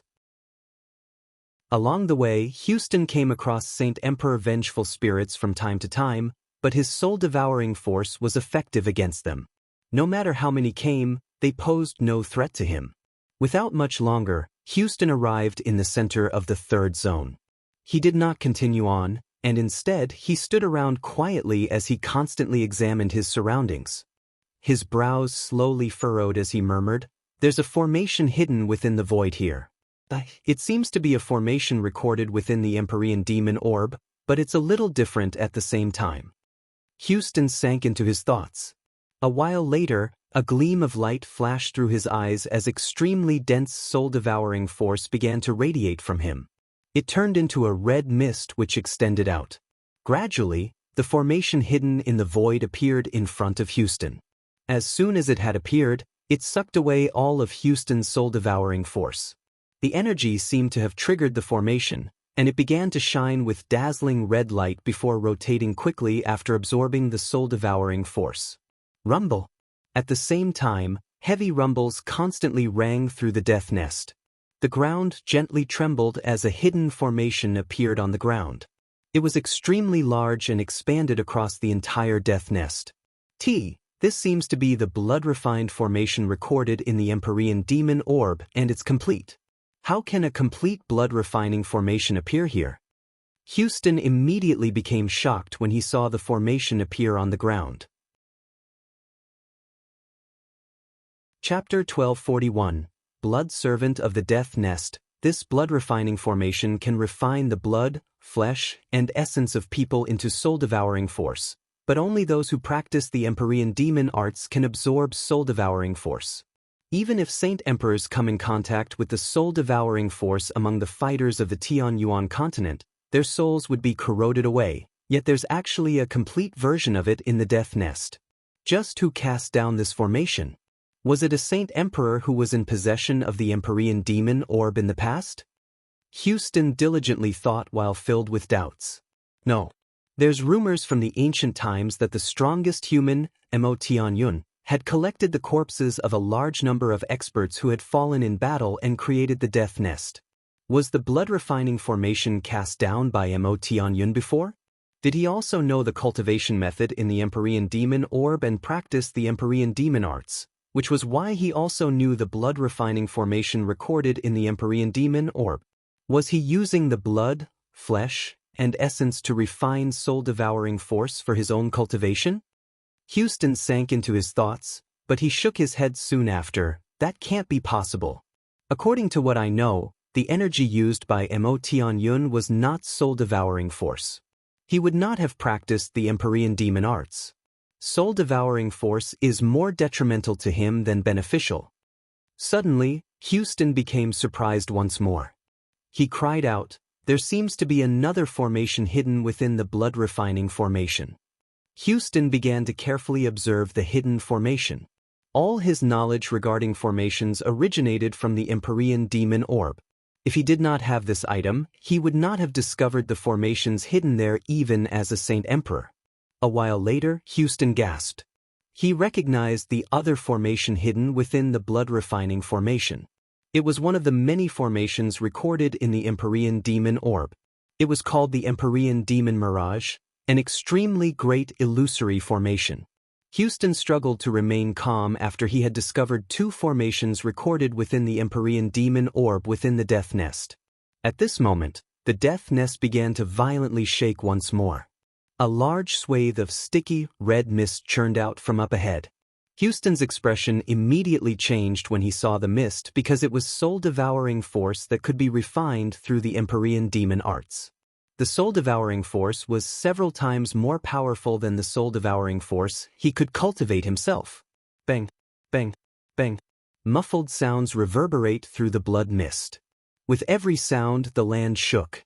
100-meter-tall, blood-red skeleton was obscured within the mist. It was radiating powerful soul-devouring force from every single bone. The blood-red skeleton even gave off a powerful presence that was enough to cause the world to tremble. This is a blood servant, one that has surpassed Saint Emperor. Houston exclaimed as he stared fixedly at the skeleton. Disbelief was written across his face. At the moment, he suddenly thought of the information he had learned from the Empyrean demon orb regarding blood servants. Blood servants were created with countless remains through the Empyrean demon orb before being nurtured with vile blood and essence. Its strength was equivalent to how long it had existed as well as the bones, vile blood, and essence that had been used to create it. A blood servant was the servant of practitioners of the Empyrean demon arts. There was a secret technique within the Empyrean demon orb to enslave them. They would not betray their masters, and they would follow every single command. They could be used to assist their masters in battle, and the soul-devouring force of the blood servants could be absorbed for cultivation as well. The skeleton did not attack Houston and, instead, stood there blankly. It stared in Houston's direction with its empty eye sockets. It had already sensed an intruder, but the intruder was actually in possession of energy that originated from the same source as it, which was why it did not attack Houston. Houston became extremely stern. Blood servants could not form by themselves. He did not even need to think to know that such a powerful blood servant had appeared here due to some other person and that that person also knew the various secret techniques of the Empyrean demon orb. But fortunately, blood servants would not attack other practitioners of the Empyrean demon arts before they had received orders from their master. Otherwise, even a Saint Emperor would only be able to flee before such a powerful blood servant, and they wouldn't necessarily be able to escape successfully. Houston observed the blood servant and he became stunned, which was soon replaced by ravishing joy. He excitedly said, it's actually a blood servant that hasn't taken on a master." Houston's eyes burned with desire. Without any hesitation, he immediately began to create the blood servant's imprint. The blood servant's imprint was one of the many secret techniques he had learned from the Empyrean demon orb. It was used specifically to enslave blood servants. Within just a few seconds, Houston completed the imprint and sent it out with a wave of his hand. It shot out with lightning-like speed and landed accurately between the eyebrows of the skeleton. However, nothing happened even after quite a while. None of the signs of enslavement recorded in the Empyrean demon orb appeared. Houston became disappointed with this. He gently sighed and said, "I'm far too weak, so I can't subdue a blood servant that surpassed Saint Emperor. Looks like I can only do this in the future. I wonder who has left behind such a powerful blood servant." Houston no longer paid any more attention to the blood servant. It was not like the blood servant would attack practitioners of the Empyrean demon arts by itself, so it would not affect him at all if he remained there. Houston shifted his focus back onto the illusory formation hidden within the blood-refining formation. The illusions were extremely powerful. With Houston's current strength, he could not create them, nor could he destroy them. However, he knew the way in. Houston still ended up entering the formation after hesitating slightly. He followed the method he had learned from the Empyrean demon orbs and made his way through the formation. Houston was extremely cautious. He checked every single step several times and would only take a step after confirming that it was completely correct. He knew that he would end up trapped in the formation if he took a single wrong step, and it would be very difficult for him to escape. After taking several hundred steps, Houston finally passed through the formation. At that moment, he felt his surroundings ripple as the landscape around him suddenly changed. He had already unknowingly arrived in an underground cavern. The cavern was round, around 30 meters across. The entire place was filled with dense soul-devouring force, and a 2-meter-long, square pool sat in the middle of the room. The pool was filled with blood-red liquid, which seemed just like blood. When Houston's gaze fell on the pool of liquid, he immediately became extremely excited. His head began to violently beat in an uncontrollable manner. He could recognize what the liquid was with a single glance. It was soul-devouring force that had condensed into liquid because of the high density of soul-devouring force in the cavern. I understand now. All of the soul-devouring force produced by the blood-refining formation above was actually all stored here. This death nest is basically a holy land made for practitioners of the Empyrean demon arts. Although I'm still uncertain as to who made this place, the soul-devouring force here has already become so dense, and the blood servant up above has not taken on a master either. The expert who created this place must have died if he did not leave. If I cultivate here and absorb the soul-devouring force in the pool, my strength will definitely skyrocket. Whatever. I may have reached Saint Emperor already, but that's only the beginning of the path of cultivation. I'll devote myself to cultivating here over the next few days, Houston murmured before sitting down beside the small pool. He began to practice the Empyrean demon arts. However, what he did not know was that when he had passed through the Empyrean demon mirage and was sent into the cavern by a strand of spatial force, the illusory formation had exploded apart with a boom. In the surroundings, There were even more powerful and even more profound formations that Houston had not discovered. These formations were connected to the Empyrean demon mirage. The explosion of the illusory formation led to the self-destruction of the other formations at the same time. Boom, boom, boom, boom, boom. The formations were very powerful. With a string of violent rumbles, the powerful ripples of energy released from the self-destruction of the formations made the entire death nest violently shake. The formations that had exploded were extremely powerful trapping formations, which actually trapped the origin energy that had disappeared from the Tianyuan continent for countless years. Now that the origin energy was freed, it immediately dispersed into the surroundings, but the entire place was still enveloped by a formation and a barrier, so the energy was unable to break free no matter what. An extremely powerful pulse appeared in the void. Another extremely vast formation appeared out of nowhere. If Jianchen was present, he would definitely have been able to recognize the formation to be similar to the ancient teleportation formation he had seen in the Divine Hall of the Underworld sect. The only difference was that the formation in the Death Nest was even larger and even more profound than the one in the Underworld sect. At this moment, a violent gust of wind suddenly rose through the Death Nest. It sucked in all the origin energy from everywhere, causing it all to enter the huge formation in the end. The formation immediately began to shine with bright white light as it slowly revolved in the empty air, creating an extremely powerful pulse of energy. However, it was obscured by the barrier and formation outside the Death Nest, such that outsiders could not sense it at all. Everything was connected to the moment Houston passed through the illusory formation into the cavern and to the consecutive explosions and the appearance of the huge formation. As soon as someone passed through the Empyrean demon mirage and was sent into the underground cavern by the spatial force, the other formations would be activated. The illusory formation's self-destruction would activate the trapping formations containing the origin energy, and the origin energy would deactivate the huge teleportation formation in the air.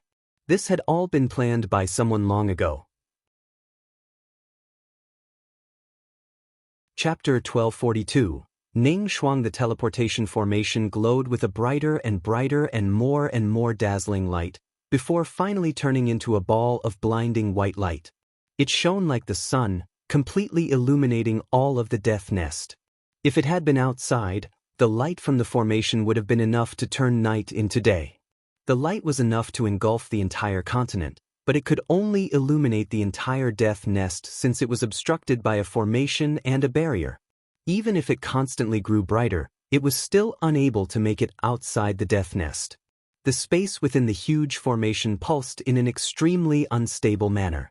It distorted violently as a blurry figure gradually appeared. At the very start, it was only a faint shadow, but it consolidated at a visible rate before turning into the real thing in just a few seconds in the end. The white light from the formation gradually weakened before completely disappearing after a few seconds. The huge teleportation formation disappeared as well, having disappeared into the void again. The Death Nest also regained its gloominess as vile energies permeated the area and black mist churned, having returned to the way it was before. The only difference was that a person was now present in the air of the Death Nest. The person hovered there silently. Not only did he give off no presence at all, he did not give off any signs of life. The dense yin qi and grudges of the dead were unable to affect this person. Looking closely, the vile energies and black mist remained a constant meter away from this person. They were unable to approach the person, or dared not to approach in fact. He was a middle-aged man in white robes. His eyes were profound and his appearance was striking. He seemed to be 40 years of age from his appearance. Although he did not give off any presence, he unwittingly seemed to overlook everything when he glanced around. This was an indifference toward everything. If a person who had visited Mercenary City before saw this man, they would definitely discover that he was exactly the same as the sculpture of Mo Tianyun that stood in the center of the city. The only difference was that the sculpture of Mo Tianyun would give people the feeling that he was a drawn sword, revealing its edge to the world and that the world was beneath him. Meanwhile, the man in the Death Nest seemed much simpler. The middle-aged man looked around as he slowly gazed over every single part of the world. The familiar landscape had deeply touched his heart with his deep memories, causing his eyes, which were like unfathomable wells, to tremble ever so slightly in an uncontrollable fashion despite showing no emotion after so many years. Even slivers of excitement had appeared in his deep eyes. Suddenly, the man disappeared without any prior signs before silently reappearing in the cavern of soul-devouring force in the next moment. Houston did not sense his appearance at all as he cultivated beside the pool. The middle-aged man arrived in front of Houston and examined him. He frowned slightly. At that moment, a blood-red light suddenly flew out from between Houston's eyebrows. It was a thumb-sized orb, the Empyrean demon orb that Jian-Chen had given to Houston. The orb slowly floated to the middle-aged man. Its red light flickered between light and dark as it passed on strands of thought to the middle-aged man. It seemed to be extremely happy. The middle-aged man stared at the Empyrean demon orb and said, "Empyrean demon orb, this person's talent is indeed decent, but it is nowhere near the level of a rare prodigy. Why have you chosen him as Ning Shuang's successor?" The Empyrean demon orb seemed to be able to understand what the man was saying. It trembled slightly and quickly flickered with a red light. It passed on strands of thought and was filled with a feeling of being wronged. It seemed like a little girl who had been bullied.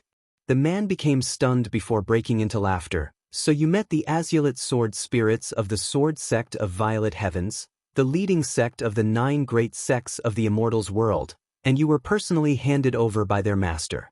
Although his talent is lacking, you feared the Sword Spirits and combined with his close connection to the Master of the Sword Spirits, you chose him as Ning Shuang's successor. That sure has surprised me. I never thought that you'd actually come across Jian-Chen while hiding in the Sea Realm and be brought to the Tianyuan continent. The time we agreed on back then just happened to arrive as well, so you brought him here right after becoming a Saint Emperor." The Empyrean demon orb gave off another thought. It already possessed intelligence, but it could not speak. This was the only way it could communicate with others. The middle-aged man slightly furrowed his eyebrows. After a moment of thought, he said, "Your thoughts aren't too bad. Jian-Chen's already become the master of the Azulate Sword Spirits, and he practices the chaotic body, so he'll definitely control the sword sect of Violet Heavens in the future and become a great expert. Meanwhile, the sword sect of Violet Heavens is one of the 9 great sects of the Immortals world. They're extremely powerful, so if you gain a foothold with Jian-Chen through Ning Shuang's successor, it'll be a good thing for both Ning Shuang and her sect. However, Jian-Chen practices the chaotic body. The resources he needs for cultivation are difficult to provide even for peak-level organizations. It'll be extremely difficult for him to fully mature, and he's in a lower world of the Saints' world. Once he becomes strong enough, he can only go up to the Saints' world and won't be able to return to the Immortals' world. Without the support of large organizations, Jian-Chen can only search for his cultivation resources by himself, but Jian-Chen's identity in the Saints' world is just far too sensitive. In the battle that year, the immortal exalt of the Sword Sect of Violet Heavens slayed 2 Grand Primes with the Azulate swords and heavily injured the Grand Prime of the Ice Goddess Hull. There were countless others below Grand Prime who were felled by the Azulate swords, and the hatred of the Saints' world for him has already reached a bone-deep level. As a result, if Jian-Chen's identity becomes publicly known in the Saints' world, it might even draw out a few Grand Primes who have remained hidden. Jian-Chen will not be able to escape no matter what when he gets hunted down by Grand Primes. There will only be death for him. But what has surprised me is that Jian-Chen is actually on good terms with a person of the Warring Gods. The people of the Warring Gods are born from the world, and they are born for battle. If they become Grand Primes in the future, they are invincible. Even the Nirvanic Immortal Exalt who had reached the limits of Immortal Exalt and was slightly more powerful than the Immortal Exalt of the Sword Sect of Violet Heavens was slain by the Grand Prime of the Warring Gods. In the end, the Grand Prime of the Warring Gods was killed by the Grand Exalt of the Sword Sect of Violet Heavens when he was heavily injured, yet Jian-Chen is actually on good terms with a Warring God despite being the successor of the Sword Sect of Violet Heavens right now. This really is unbelievable. The middle-aged man paused after saying that. He then continued, "Empyrean demon orb, release Ning Shuang's soul." A speck of light, the size of a rice grain, flew out of the Empyrean demon orb. It glowed with faint light. This was someone's soul, but it was extremely heavily injured and weak to the point where the person was permanently unconscious. The soul was also near the stage of dispersing at any moment. The middle-aged man's gaze immediately became gentle when he saw the tiny soul. He slowly extended his right hand to carefully wrap the weak soul with a gentle energy. He softly said, "Ning Shuang, after several 100,000 years of searching, I've successfully gathered the souls of 999 radiant God Kings. I'll use their souls to create a soul-nurturing formation to nurture your soul." A large number of specks of light suddenly surged from the man. There was exactly 999 of them. Every single speck represented the soul of a radiant God King. These souls had all been refined through a special method and were the size of a speck of dust. If it were not for the fact that they all flickered with a faint, white light, it would probably have been impossible to notice them with the naked eye. The souls of the radiant God Kings all flew toward Ning Shuang's soul under the man's control. He created a soul-nurturing formation and stuck them close to her soul. Under the effect of the formation, all the energy within the souls began to leak out as strands before being absorbed by Ning Shuang's soul. After completing the soul-nurturing formation, the middle-aged man stared at Ning Shuang's soul with deep emotions. He said, "Ning Shuang, I've already arranged everything in the saint's world. You will awaken soon." The man stared at Ning Shuang's soul for quite a while before allowing the Empyrean demon orb to take back her soul. Afterward, he silently disappeared while the Empyrean demon orb returned to Houston's sea of consciousness. The middle-aged man returned to where the death nest was. He looked around at the gloomy place in mixed emotions as he gently sighed. "Your purpose has been fulfilled, so there's no more need for you to exist. It's time for you to end." With that, the man extended his finger at the empty air a few times. Immediately, a huge formation hidden within the void appeared and quickly began to revolve. The vile energy and churning mist in the death nest was all sucked into the formation before being converted into strands of pure soul-devouring force, which were then deposited into the pool underground. All the Saint Ruler, Saint King, and Saint Emperor vengeful spirits collapsed one after another, turning into black mist as they were sucked away by the formation. They were also refined into pure strands of soul-devouring force. The middle-aged man left the death nest and silently arrived in Mercenary City, as if he had teleported. He hovered in the air as he looked at the city below. He did not hide himself, but no one discovered his existence. "Sigh, Xiaoling is far too lazy. It's been so long and she's only reached returnance. One of the 2 seals I had set down back then has been broken through as well. Looks like the remaining seal won't be able to last much longer either." With that, the middle-aged man's presence expanded. Without alarming Xiaoling, it easily passed through the tunnel deep below Mercenary City and entered the saint's world. Chapter 1243. Mo Tianyun. A while later, a sliver of surprise appeared in the middle-aged man's eyes. He sighed in astonishment. An unprecedented genius has appeared in the world of Forsaken Saints as well.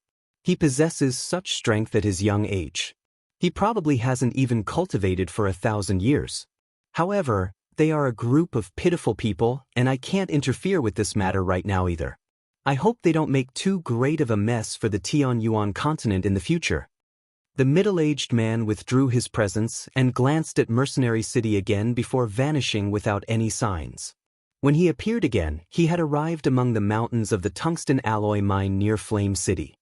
He hovered several hundred meters in the air as he gazed down with an odd expression. He murmured, "I never thought that this place would give birth to the origin energy of a metallic spirit and that its innate talent and room for growth is greater than Xiaoling. However, at this rate, the spirit still needs quite some time. Oh well, I'll give him a fortune." With that, the middle-aged man left. The next moment, he had traversed an extremely great distance, appearing in the turtle clan of the Sea Realm. He appeared silently in front of Jian Qin, who was cultivating with 2 monster cores in his hand. He had completely bypassed the barrier of the sea race. The middle-aged man gently extended a finger toward Jianchen, and a droplet of essence blood immediately flew out of Jianchen's chest. It hovered above the tip of his finger while Jianchen felt nothing. Just when he was about to leave, he suddenly produced an interjection of surprise. He looked at the area between Jianchen's eyebrows in interest and said, "The soul I had left at the Yinyang Saint Rock was just far too weak last time, so I was unable to probe deeply. I never thought that Jianchen had obtained this item as well. Does that mean he can control Radiant Saint Force?" Radiant Saint Force is an extremely powerful and wondrous energy, but it's been heavily weakened on the Tianyuan continent such that its strength cannot be displayed at all. If Jianchen can use Radiant Saint Force, then he'll have one extra thing to protect himself with. The middle-aged man transformed into a strand of mist and drifted into Jianchen's sea of consciousness. He entered the artifact space effortlessly and reformed inside. However, even the artifact spirit who possessed absolute control in the space failed to sense his arrival. The middle-aged man arrived at the only place within the space that was not controlled by the artifact spirit. A powerful formation sealed away the origin energy of Radiant Saint Force there and would only be unsealed once every 50 years, releasing the origin energy of Radiant Saint Force to give Radiant Saint Masters the chance at progressing to Class 7. He examined the formation and mumbled to himself, "I wonder who put this formation here." He actually put a powerful formation that only those at Godhood can break through in a treasure that isn't even at the level of Saint artifacts. However, this formation cannot be forcefully destroyed, or it'll destroy this treasure as well. The middle-aged man flicked his finger and an extremely pure strand of energy shot out, striking the formation with lightning-like speed and disappearing into it. From within, it began to break down the formation part by part. He then silently left the artifact space before returning to the air above the tungsten alloy mine near Flame City.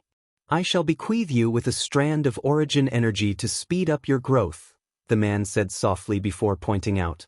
He sent another strand of extremely pure energy which shot through the tough tungsten alloy like a hot knife through butter, reaching the deep underground. Before the strand of energy, the tough tungsten alloy was as fragile as rice paper and was easily punched through. Finally, the energy passed through the various obstructions and fused with the origin energy of the metallic spirit hiding deep underground. Immediately, the ball of golden liquid wriggled slightly before solidifying at a visible rate. Up above, the middle-aged man flicked out the droplet of blood he had obtained from Jianchen. It followed the passage carved out by the strand of energy and fused with the metallic spirit. In the Ice Goddess Hall, the silver-armored Protector Shui and the snow-white Changyang Mingyue stood in front of a pool that radiated with an icy presence. The water in the pool was transparent, but even while faced with a great coldness that could even freeze Saint Kings, the water remained liquid and did not freeze. 3 fist-sized crystals floated on the surface of the pool at the very center and gave off an icy feeling. "Your Majesty, each ice soul takes 1,000,000 years to form. In the 3,000,000 years I have spent here, I have finally waited until 3 ice souls have matured. All that it needs is a few months and the coldness within the ice souls will completely drain away and turn into extremely pure energy. At that time, as soon as Your Majesty's profound ice body fully matures, Your Majesty can directly absorb these 3 ice souls to recover Your Majesty's strength. Although the ice souls have only managed to gather enough energy to be on par to 10,000-year-old ice souls in 1,000,000 years due to the energy in this world, they should still be able to recover some of Your Majesty's power. Afterward, I will be able to take Your Majesty back and use ice souls of higher grades to fully recover Your Majesty's former strength," said Protector Shui. "Protector Shui, can anyone absorb the energy within the ice souls once the coldness has completely transformed into pure energy?" Changyang Mingyu asked. Her voice contained a sliver of eagerness and anticipation. "Yes, that's true," replied Protector Shui. Changyang Mingyue immediately beamed in happiness. She said, "That's fantastic. I was worried that the coldness within the ice souls was too extreme and that my brother couldn't absorb the energy inside, but now I don't have to worry at all." Protector Shui was surprised inside with what Changyang Mingyue had said. She turned toward Changyang Mingyue in disbelief and hurriedly asked, "Your Majesty, Do you intend on giving an ice soul to your brother? Changyang Mingyue seriously nodded. There's 3 anyway. I'll use 2 for myself, so what's wrong with giving my brother one? An ice soul should increase my brother's strength by a lot. No, that cannot happen. Your Majesty, I've prepared these 3 ice souls for you specifically. Every single one is created through great difficulty. Your Majesty can only use them on yourself and not on anyone else. Protector Shui said in a heavy voice. A sliver of cunning light appeared in Changyang Mingyue's eyes. She then sternly looked at Protector Shui. She asked, Protector Shui, do these 3 ice souls belong to me? These ice souls were prepared specifically for your Majesty, for when your Majesty recovers her strength, so they obviously belong to your Majesty. Everything in the Ice Goddess Hall belongs to your Majesty. In fact, Protector Shui politely responded. Since they belong to me, I obviously have the right to distribute them. My brother's provoked so many people right now, so how can I endure him being trampled over by so many experts as an older sister? Protector Shui, I know you're thinking about me, but you don't need to say anything else about this. I've already made up my mind to gift my brother one of these ice souls so he can increase his strength as soon as possible. Once he becomes a Saint Emperor, the experts from the Tian Yuan continent and the Beast God continent won't be able to bully him, replied Changyang Mingyue sternly. Her voice was firm, clearly having made up her mind already. Sigh. Protector Shui gently exhaled. She knew that Her Majesty had already made up her mind, and nothing she did could change it. She just cared far too much for her brother. Protector Shui, I'll go cultivate first and make my profound ice body mature faster. If my brother or mother comes, you must contact me as soon as possible. With that, Changyang Mingyue left the room with the pool. Protector Shui remained by the pool as she stared at the 3 ice souls floating in it. She murmured, Her Majesty's closeness to Jianchen has greatly exceeded what I've expected, and Her Majesty even wants to give him an ice soul now. These 3 ice souls are far too important to Her Majesty, so I can't let that happen no matter what. I need to stop it. If I prevent Jianchen from seeing Her Majesty will definitely go looking for him on the Tian Yuan continent after her body matures with how much she cares for him, so she'll still end up giving away the ice soul. Jianchen is the successor of the sword sect of Violent Heavens, and before she recovers her memory, she will not know what happened back then. Her Majesty will become enemies with Jianchen sooner or later. If she gives him an ice soul, that would be digging her own grave and strengthening her opponents. A gleam of light flickered through Protector Shui's eyes and heavy killing intent flashed through soon after. She heavily said, Looks like I can only lay my hands on Jianchen earlier to prevent this. At this moment, Protector Shui violently jerked. She suddenly stared outside the divine hall as her gaze became extremely sharp at that moment. Some shock was also present in her eyes. She suddenly vanished from beside the pool and immediately appeared outside the divine hall. She stood on the roof as she gazed up ahead with sharp eyes. A white-robed, middle-aged man currently hovered 100 meters in front of her. He did not give off any presence, nor did he give off any signs of life. He stood there with his arms crossed as he stared at the Protector at ease. Just who are you? Protector Shui growled as her heart churned inside. The man nonchalantly smiled and indifferently said, You may have never left this place, but you've secretly spied on me more than once in the past. You basically watched everything I did, so have you forgotten who I am so quickly? Emo Tunyun, of course this king remembers you. I'm asking about what your true identity is. Didn't you disappear with that sacred beast back then? Why have you suddenly appeared in this world again after so many years? Protector Shui kept her eyes trained on Emo Tianyun. She already knew that she had been mistaken in the past. She had been tricked by Emo Tianyun without noticing at all.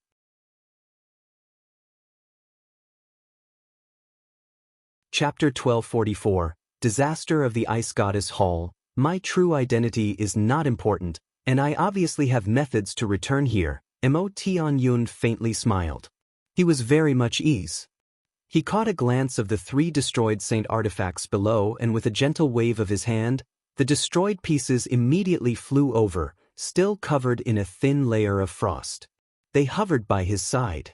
Protector Shui's gaze was very sharp as she stared unblinkingly at Mo Tianyun. She did not stop what he was doing, however. Mo Tianyun indifferently glanced over the 3 ruined saint artifacts. The thin layer of frost melted at a visible rate before dripping from the weapons. However, when the water droplets struck the freezing surface of ice below, they did not refreeze. Instead, they melted deep holes through the tough ice, as if they contained a terrifying amount of heat. In the blink of an eye, the thin layer of frost had disappeared and the suppressed glow of the treasures began to flicker. However, the glows were extremely dull. Mo Tianyun slowly extended his hand to gently rub the broken places on the saint artifacts. His hand did not contain any presence of energy and seemed completely normal, but under his hand, the saint artifacts slowly closed up. In just a short while, Rui Jin's sacred dragon's sword, Hong Lian's scorching godfire hairpin, and He Yu's machete had returned to how they had looked before. The 2 pieces had fused back together. At the same time, the origin energy that radiated from the 3 saint artifacts was actually even more abundant than before. Protector Shui's eyes narrowed suddenly when she saw this. Her face became filled with disbelief. Destroying low-level saint artifacts was obviously a piece of cake for experts at her level, but repairing one was not simple at all. Mo Tianyun had used a few short seconds to completely repair the 3 broken saint artifacts. There was no way she could have done something like that. With the saint artifacts repaired, Mo Tianyun then pointed once at each of the 3 frozen magical beasts. With a crisp explosion, the thin layer of frost that had trapped Rui Jin, Hong Lian, and He Yu burst apart, scattering in the air as ice. However, Rui Jin, Hong Lian, and He Yu did not recover immediately. Not only had the coldness frozen them into statues, it had frozen their energy and the signs of life within them, even their souls. However, with the layer of frost gone, the coldness within them lost its source, so it began to rapidly weaken. The 3 of them slowly recovered their frozen energies and signs of life. Their souls had always been protected by their pearls, so even though they had lost their connection to the outside world, they could still feel the coldness rapidly weaken very clearly. Without any hesitation, the 3 of them immediately used all they had to circulate their energy and purge the coldness. The residual energy dispersed very quickly with their full power, allowing the 3 of them to finally regain their freedom. Rui Jin, Hong Lian, and He Yu immediately opened their eyes. They saw a white-robed man standing with his back to them at first glance, separating them from Protector Shui. Their origin energy weapons hovered in front of him.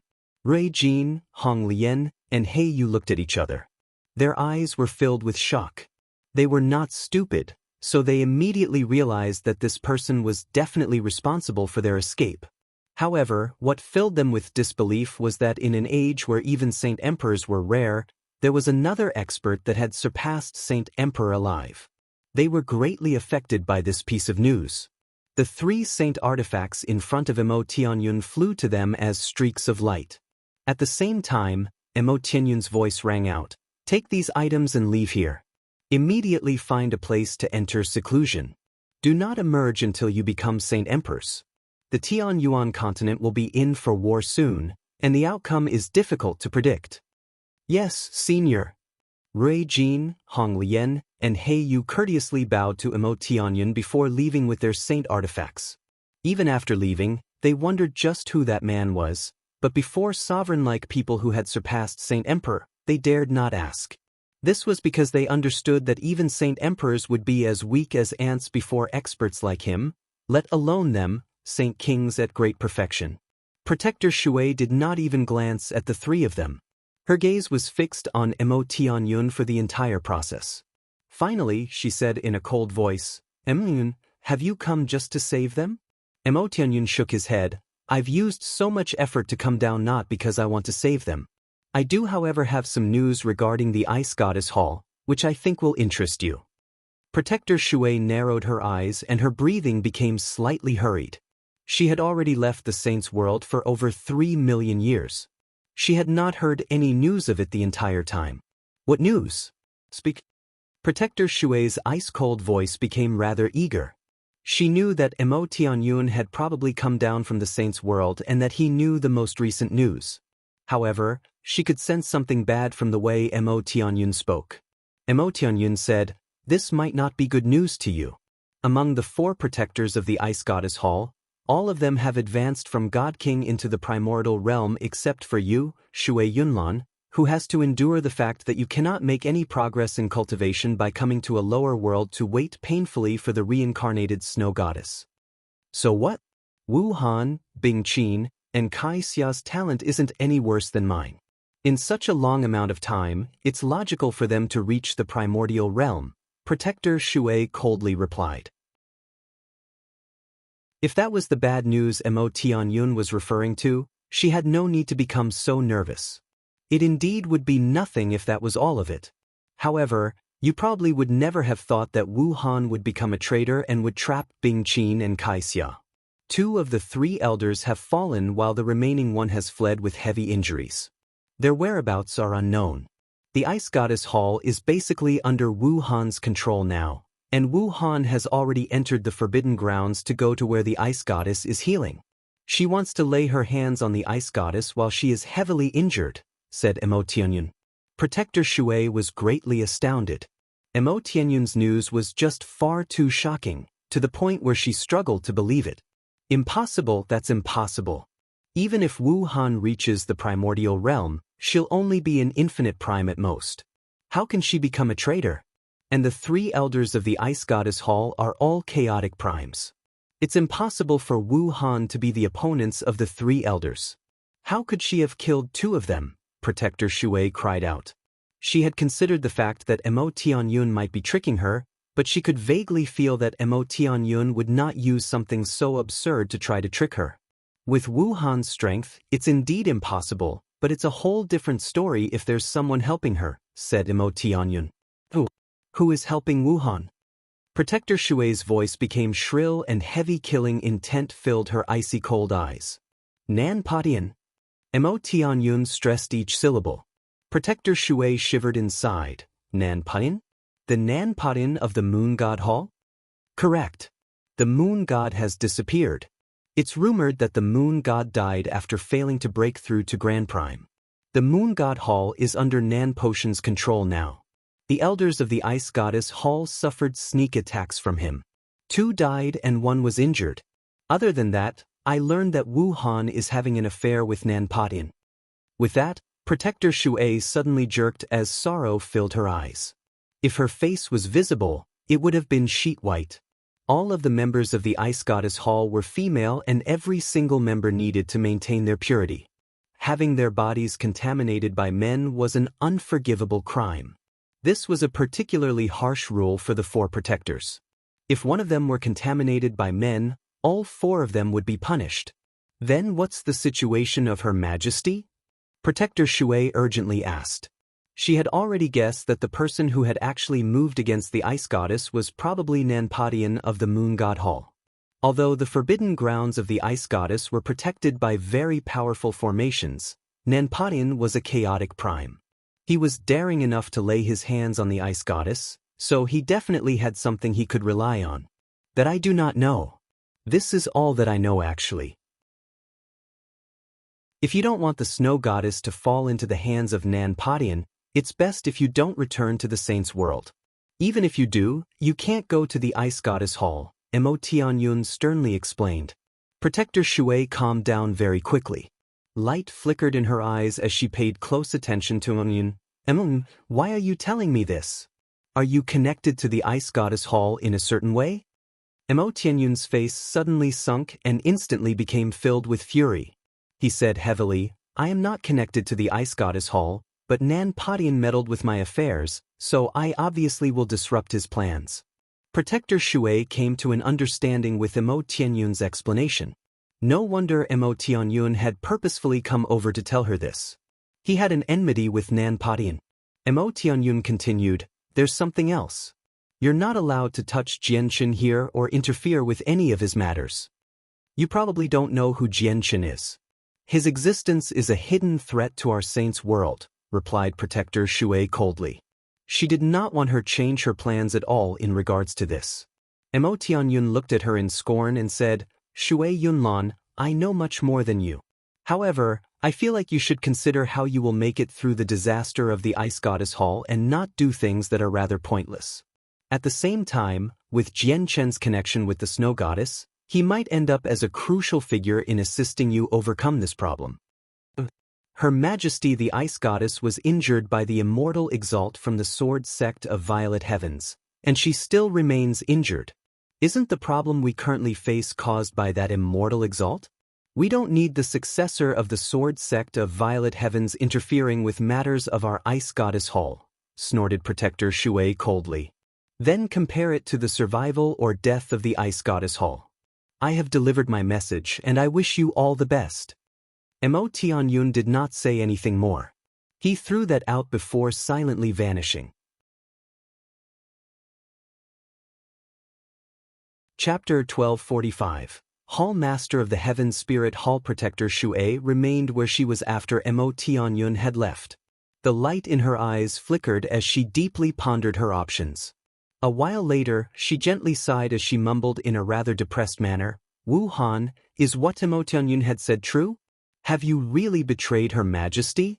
But why would you do that?" Sorrow filled her eyes. She really struggled to accept the things she heard as reality.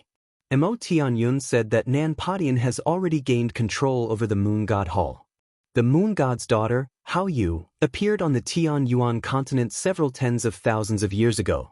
Did Nan Padian move against the Moon God's daughter after he failed to break through to Grand Prime and had her fall in order to gain control over the Moon God Hall? Protector Shui mumbled. She had a vague feeling that the matter was not as simple as it seemed. I had never thought that the Ice Goddess Hall would face such a disaster after 3 million years. I originally planned to take Her Majesty back to the Saint's world after her profound ice body matured and after she had absorbed the 3 ice souls, but looks like I have to reconsider my plans now. If it was just me, I could die without regret, but Her Majesty can never be harmed. Mo Tianyun made his way to Dragon Island after leaving the Ice Goddess Hall. He levitated at an altitude of several hundred meters as he looked down at an extremely large island. The 10-meter altitude restrictions of the island were as useless as decorations against him. Living corpses mindlessly wandered across the entire island. They were not alive and they lacked self-awareness, but at the same time, they could exist indefinitely. They had been reduced to living corpses long ago, and some of them had even existed since ancient times. Mo Tianyun hovered in the air as he silently monitored everything below. He gently sighed before turning into a streak of white light, flying toward the Lunastron pit at an unbelievable speed. He passed through the formation in the depths of the pits like it was as simple as a stroll and departed from the world. Mo Tianyun passed through the void with the formation and arrived in a desolate world in the end. The place was boundless, but it was filled with a dead silence. It was desolate as far as the eye could see and without any signs of life. Even the sky was a gray, hazy mess without any sunlight present. This space is growing larger and larger. Mo Tianyun looked around and emotionally sighed. He then took a step and vanished after his foot touched the ground. He had traversed a great distance with that single step, arriving at the bottom of a huge crater. In front of him hovered 2 balls of light, one black and one white.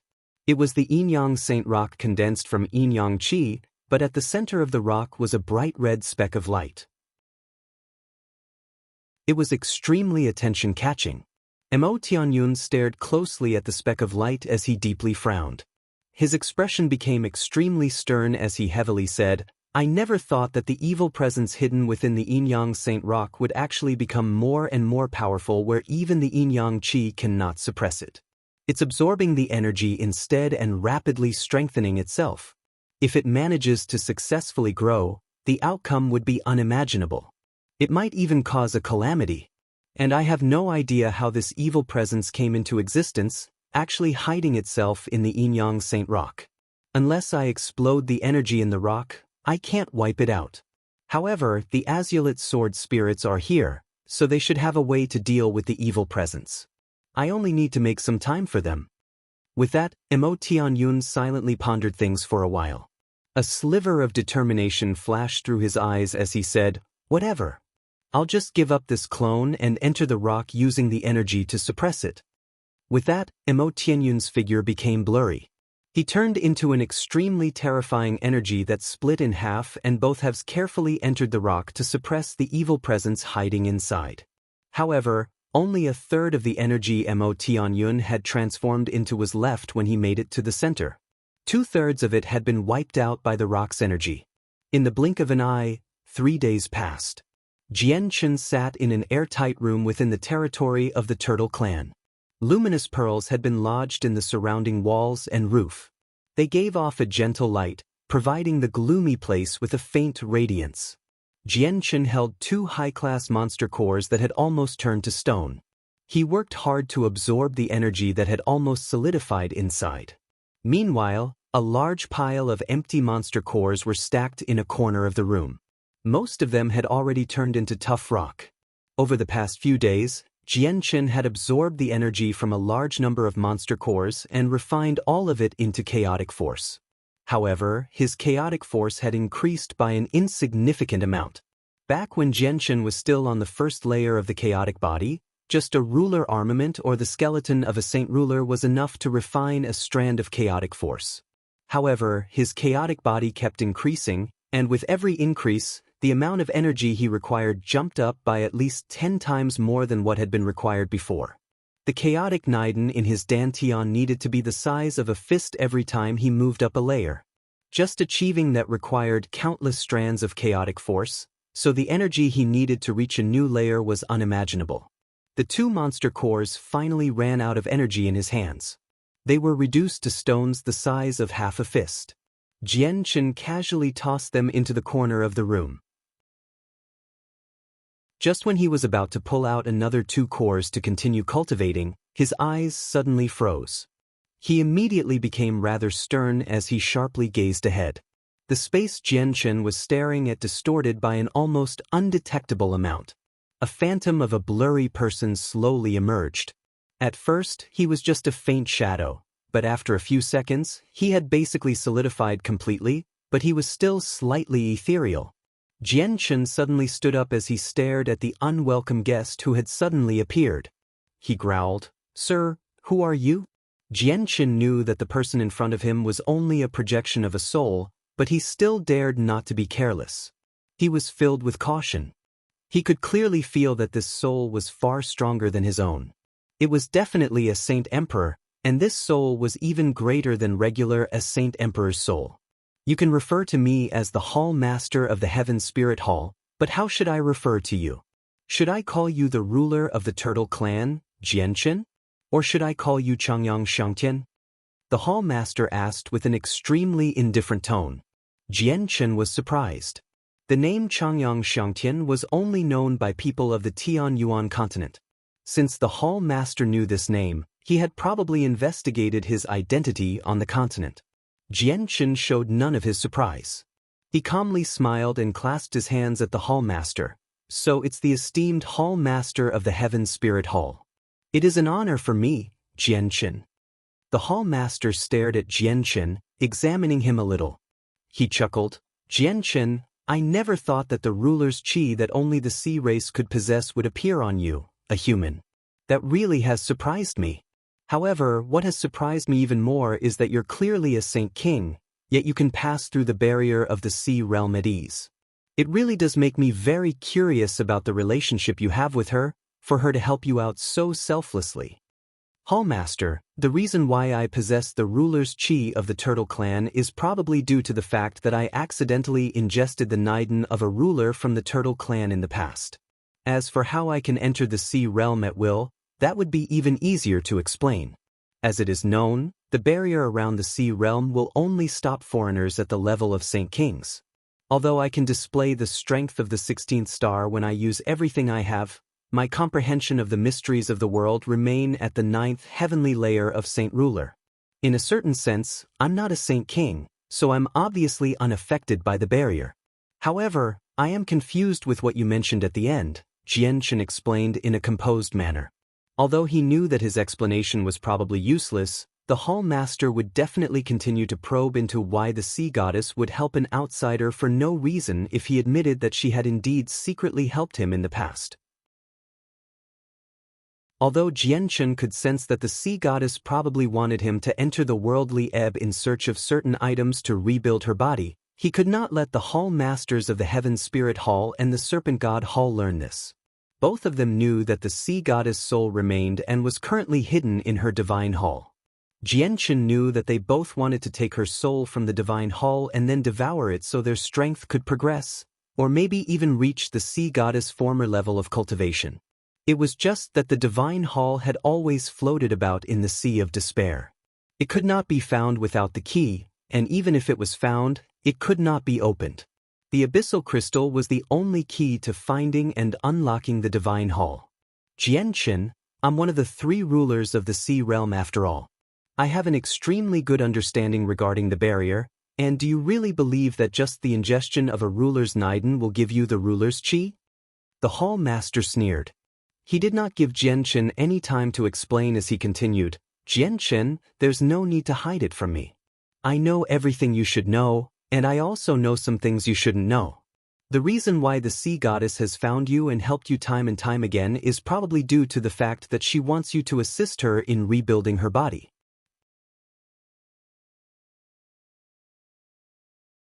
Chapter 1246. Wiping out a Saint Emperor's clone. Jianchen was secretly shocked. He had never thought that the Hall Master would get everything correct to such a degree and would even know about the sea goddess situation. He had even been spot on with the secret about how the sea goddess helped him only in hopes of having her body reconstructed. Hall Master, may I ask just what you've personally come for? Jianchen asked.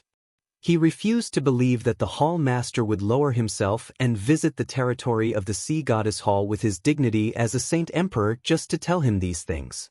The Hall Master thought a little and continued, Jianchen, I've come to the territory of the Sea Goddess Hall personally because I actually want to talk to you about cooperating. Cooperating? Jianchen was slightly stunned.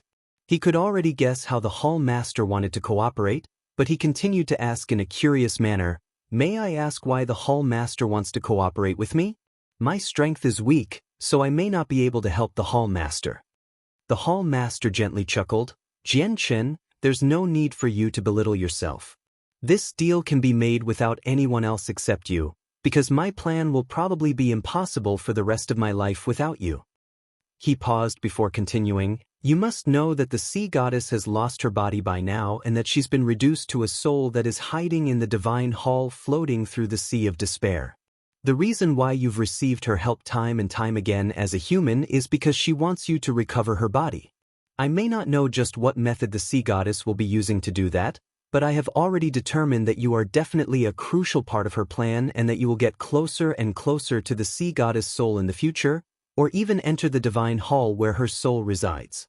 Our cooperation would be for us to act when the opportunity arises and obtain the sea goddess soul together. You want to devour the sea goddess soul? Jianchen's heart sank slightly. The Hall Master had actually said something so reckless in such a flagrant manner. He was completely fearless. It was more than enough to see just how fearless he had become to fulfill his wild ambitions. He did not even worry about this information making its way to the outside world.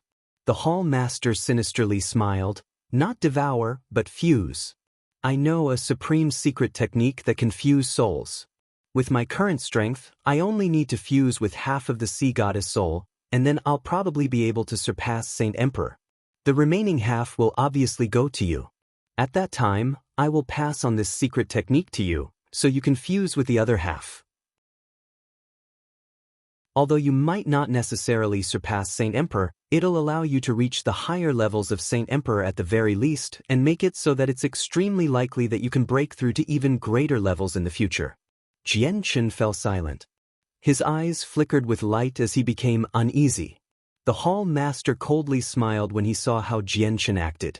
He thought, the sea goddess may have helped you in the past, but you're not close to her. I refuse to believe that you won't take the lure now that I've shown you such a tempting thing. I obviously don't have a secret technique that can fuse with souls, but even if I did have it, it wouldn't be something you would be able to enjoy. A while later, Jianchen slowly raised his head. He stared at the Hall Master and said, you mean you want me to find a way into the divine hall to obtain her soul before giving it to you? The hall master was overjoyed inside when he heard that response. He could already guess that Jian-Chen had probably been hooked by his deal. He immediately suppressed his excitement in a forceful manner and shook his head. Although the sea goddess is just a soul, she's still someone who surpassed the level of Saint Emperor in the past. It won't be enough to deal with her with just you alone. You'll require my full power to suppress her. Jian-Chen, if you're willing to cooperate with me, I'll hide this clone of my soul in your body. Once you make it into the divine hall, I'll use this clone to suppress the sea goddess soul. Only like that can you remain safe. Won't the sea goddess see that you've hidden a clone in me? Jian-Chen asked in doubt. The hall master was confident.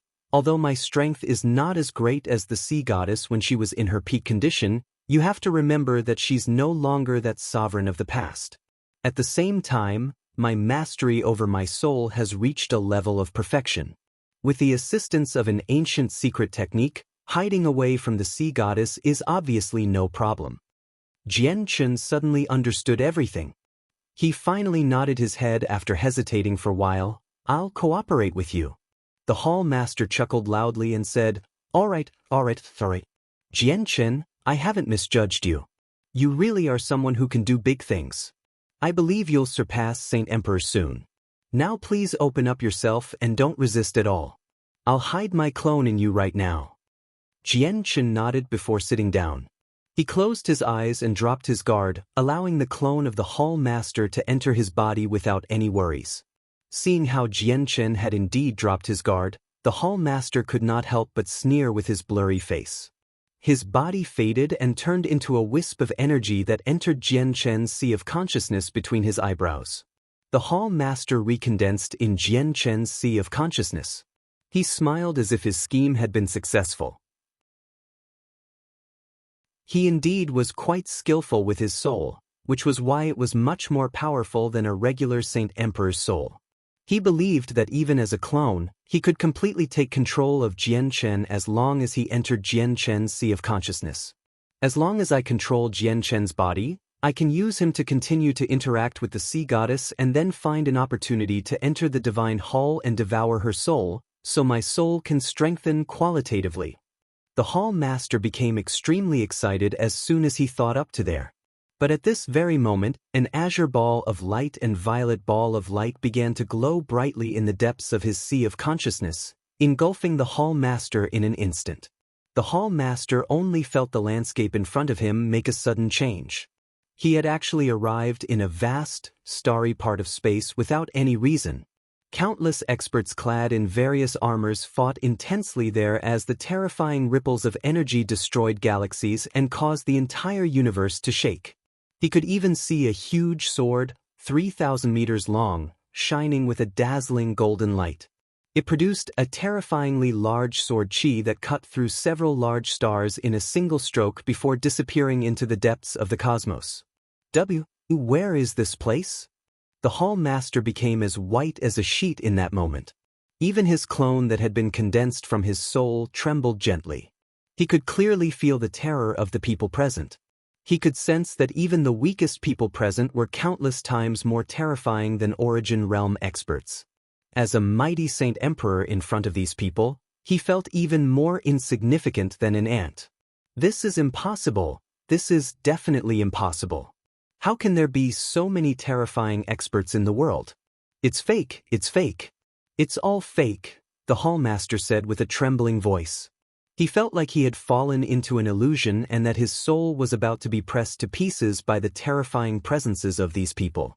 At this moment, a violet sword and an azure sword suddenly appeared in the battlefield. They radiated with lights so bright that they could not be ignored as they danced in the void. Wherever the two swords passed, the terrifying experts would immediately be slain without any power to resist like ants. In the blink of an eye, the entire place was filled with golden blood that gave off powerful ripples of energy. Without any doubt, the hall master felt that a single droplet of blood was enough to kill a Saint Emperor. He felt extremely shocked when he realized that a supreme emperor in the sea realm was not even on par to a droplet of blood.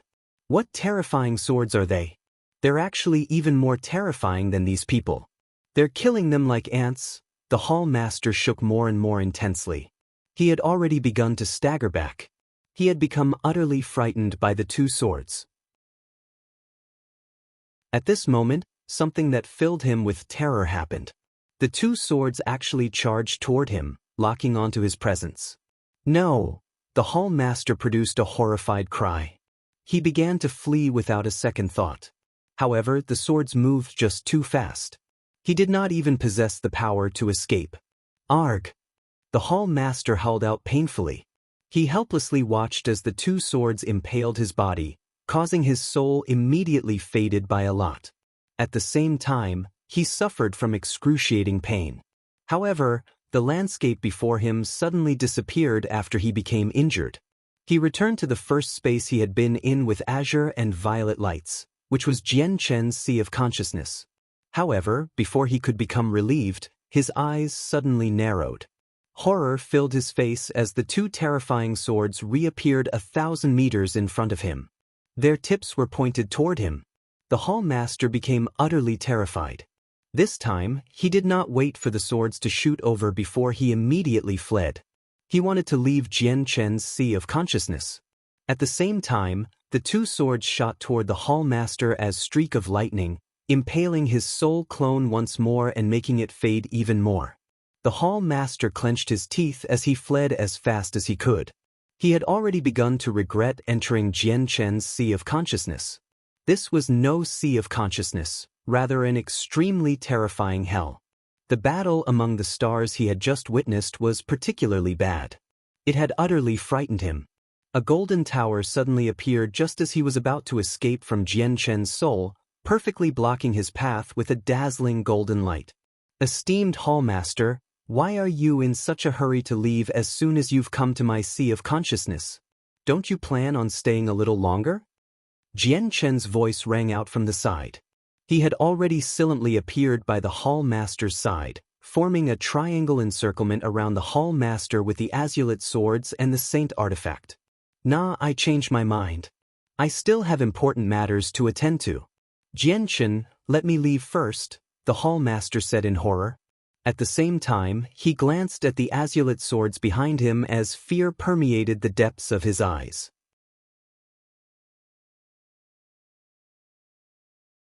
Chapter 1247. Enrichment of the Soul. Esteemed Hall Master, what could be more important than devouring the sea goddess soul? Why do you want to leave? Are you no longer planning on devouring her soul? Jian Chen asked with a smirk. His voice was filled with sarcasm as he looked at the Hall Master's soul. If the Hall Master's real body had been present, Jian Chen obviously would not lay his hands on him, but unfortunately for the Hall Master, only his soul was here. It was evident that Jian Chen could not stop the clone outside, but it was his Sea of Consciousness here. It was his territory, so the Hall Master naturally could not cause any trouble. Just the azulate sword spirits were enough to heavily injure him. The Hall Master no longer spoke to Jian Chen. The horror of the sword spirits behind him had peaked, so he immediately tried to make his way around the Saint artifact in front of him and fled as quickly as he could. However, right when he moved, the Saint artifact reappeared in front of him with a flash of golden light, stopping him from retreating. The Hall Master did not give up. He tried to make his way around the tower through various routes many times, but the outcome was still the same. He was stopped by the Saint artifact every time. No matter how fast he was in Jian Chen's Sea of Consciousness, he would still not be able to speed past the Saint artifact. The Hall Master was both flustered and furious. He knew that Jian Chen was secretly behind everything and that Jian Chen did not want him to leave. Jian Chen wanted to wipe out his strand of soul here. Jian Chen, how dare you attempt a sneak attack against me? The Hall Master bellowed as his face became pale white. He had never thought that he would fail such an easy task in such a miserable fashion. As it turned out, Jian Chen, who had just been a sitting duck, was more complicated than he had imagined, forcing him into such a horrible situation. Jian Chen coldly smiled. Hall Master, you never had any good intentions as soon as you arrived in my Sea of Consciousness. All you can blame is yourself for not being strong enough, so why try to explain it as a sneak attack? A sword that was 2 fingers wide appeared in Jian Chen's hand. The sword was condensed from the power of his soul from his Sea of Consciousness. With a violent tremble, the sword turned into a resplendent streak of light as it shot toward the Hall Master's soul. The Hall Master's soul had already become extremely weak after being terrified by the battle among the stars and then heavily injured by the sword spirits. Coupled with the fact that he was in Jian Chen's sea of consciousness, his movements were restricted. It was impossible for him to block Jian Chen's attack. Even dodging was not possible.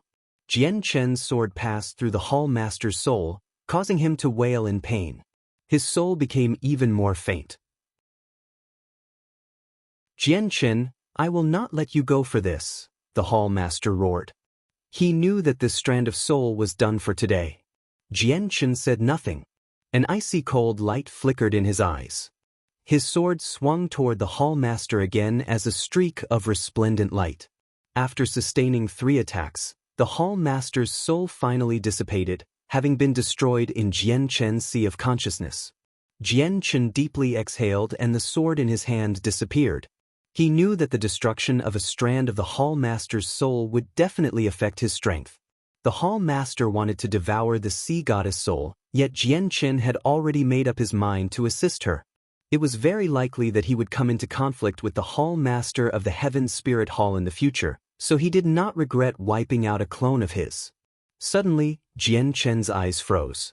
He could clearly sense a strand of power from the soul where the Hall Master's clone had vanished. The power was extremely pure, but there was only a single strand of it. It did not possess any consciousness within. Jian Chen rejoiced inside. He understood what had happened very quickly.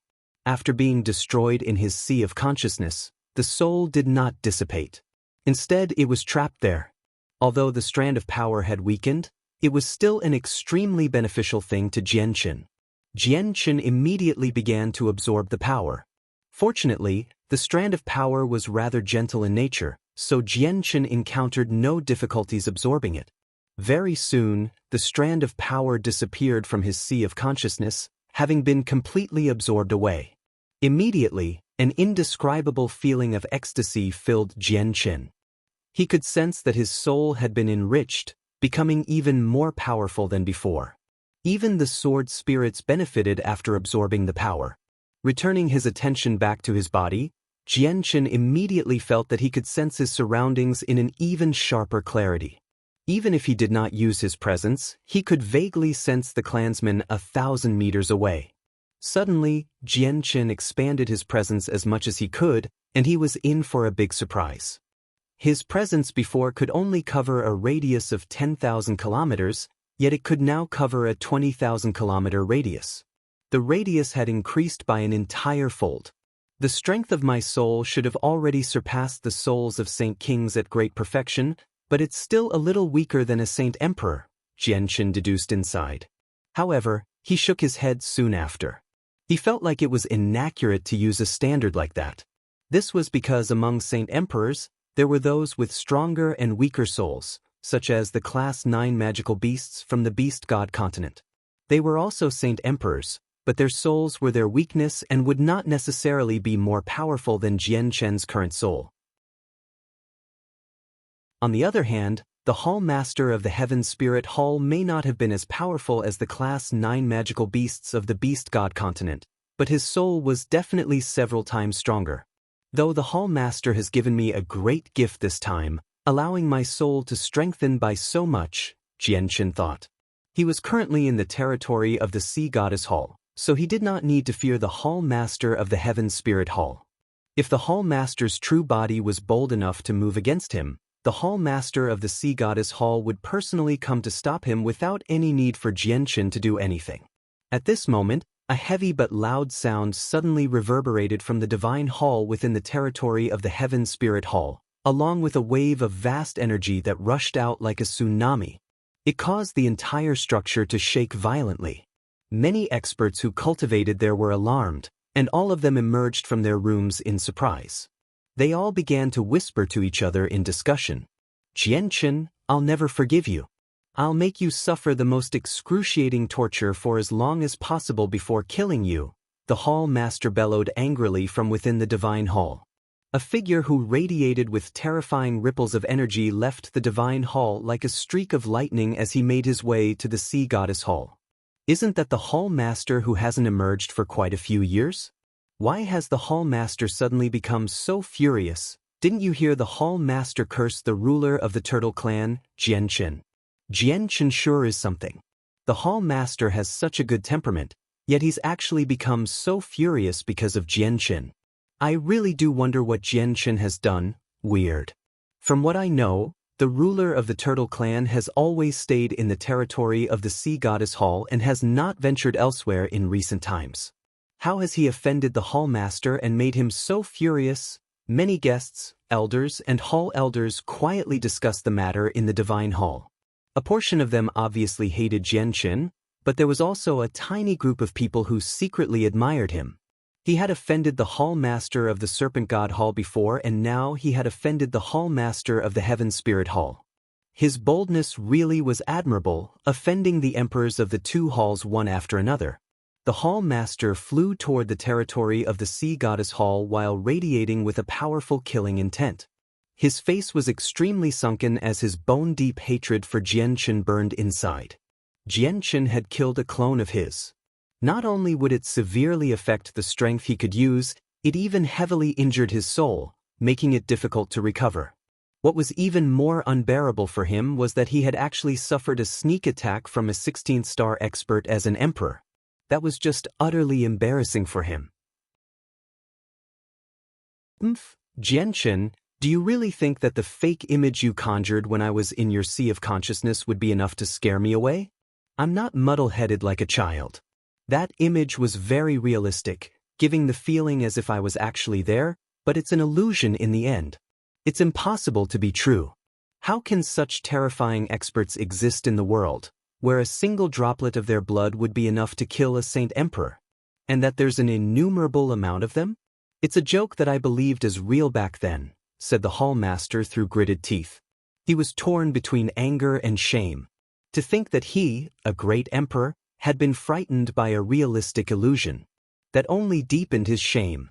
However, when he arrived at the boundary between the two territories, he began to hesitate. He did not cross it in a hurry. If I enter the territory of the Sea Goddess Hall right now, I would be breaking the agreement. At that time, I'll be stopped by the Hall Master before I even see that blasted Jian-Chin. My soul's injured right now, so I'm not that woman's opponent. The Hall Master calmed down and thought inside. He hesitated. Hall Master of the Heaven Spirit Hall, are you intending to trespass the territory of my Sea Goddess Hall? Just as he hesitated, an icy cold voice rang out from up ahead. A figure surrounded by blue light silently appeared opposite of him. Her figure was blurred, but she was clearly a woman. She stood exactly 10 meters away in the territory of the Sea Goddess Hall, facing the Hall Master of the Heaven Spirit Hall.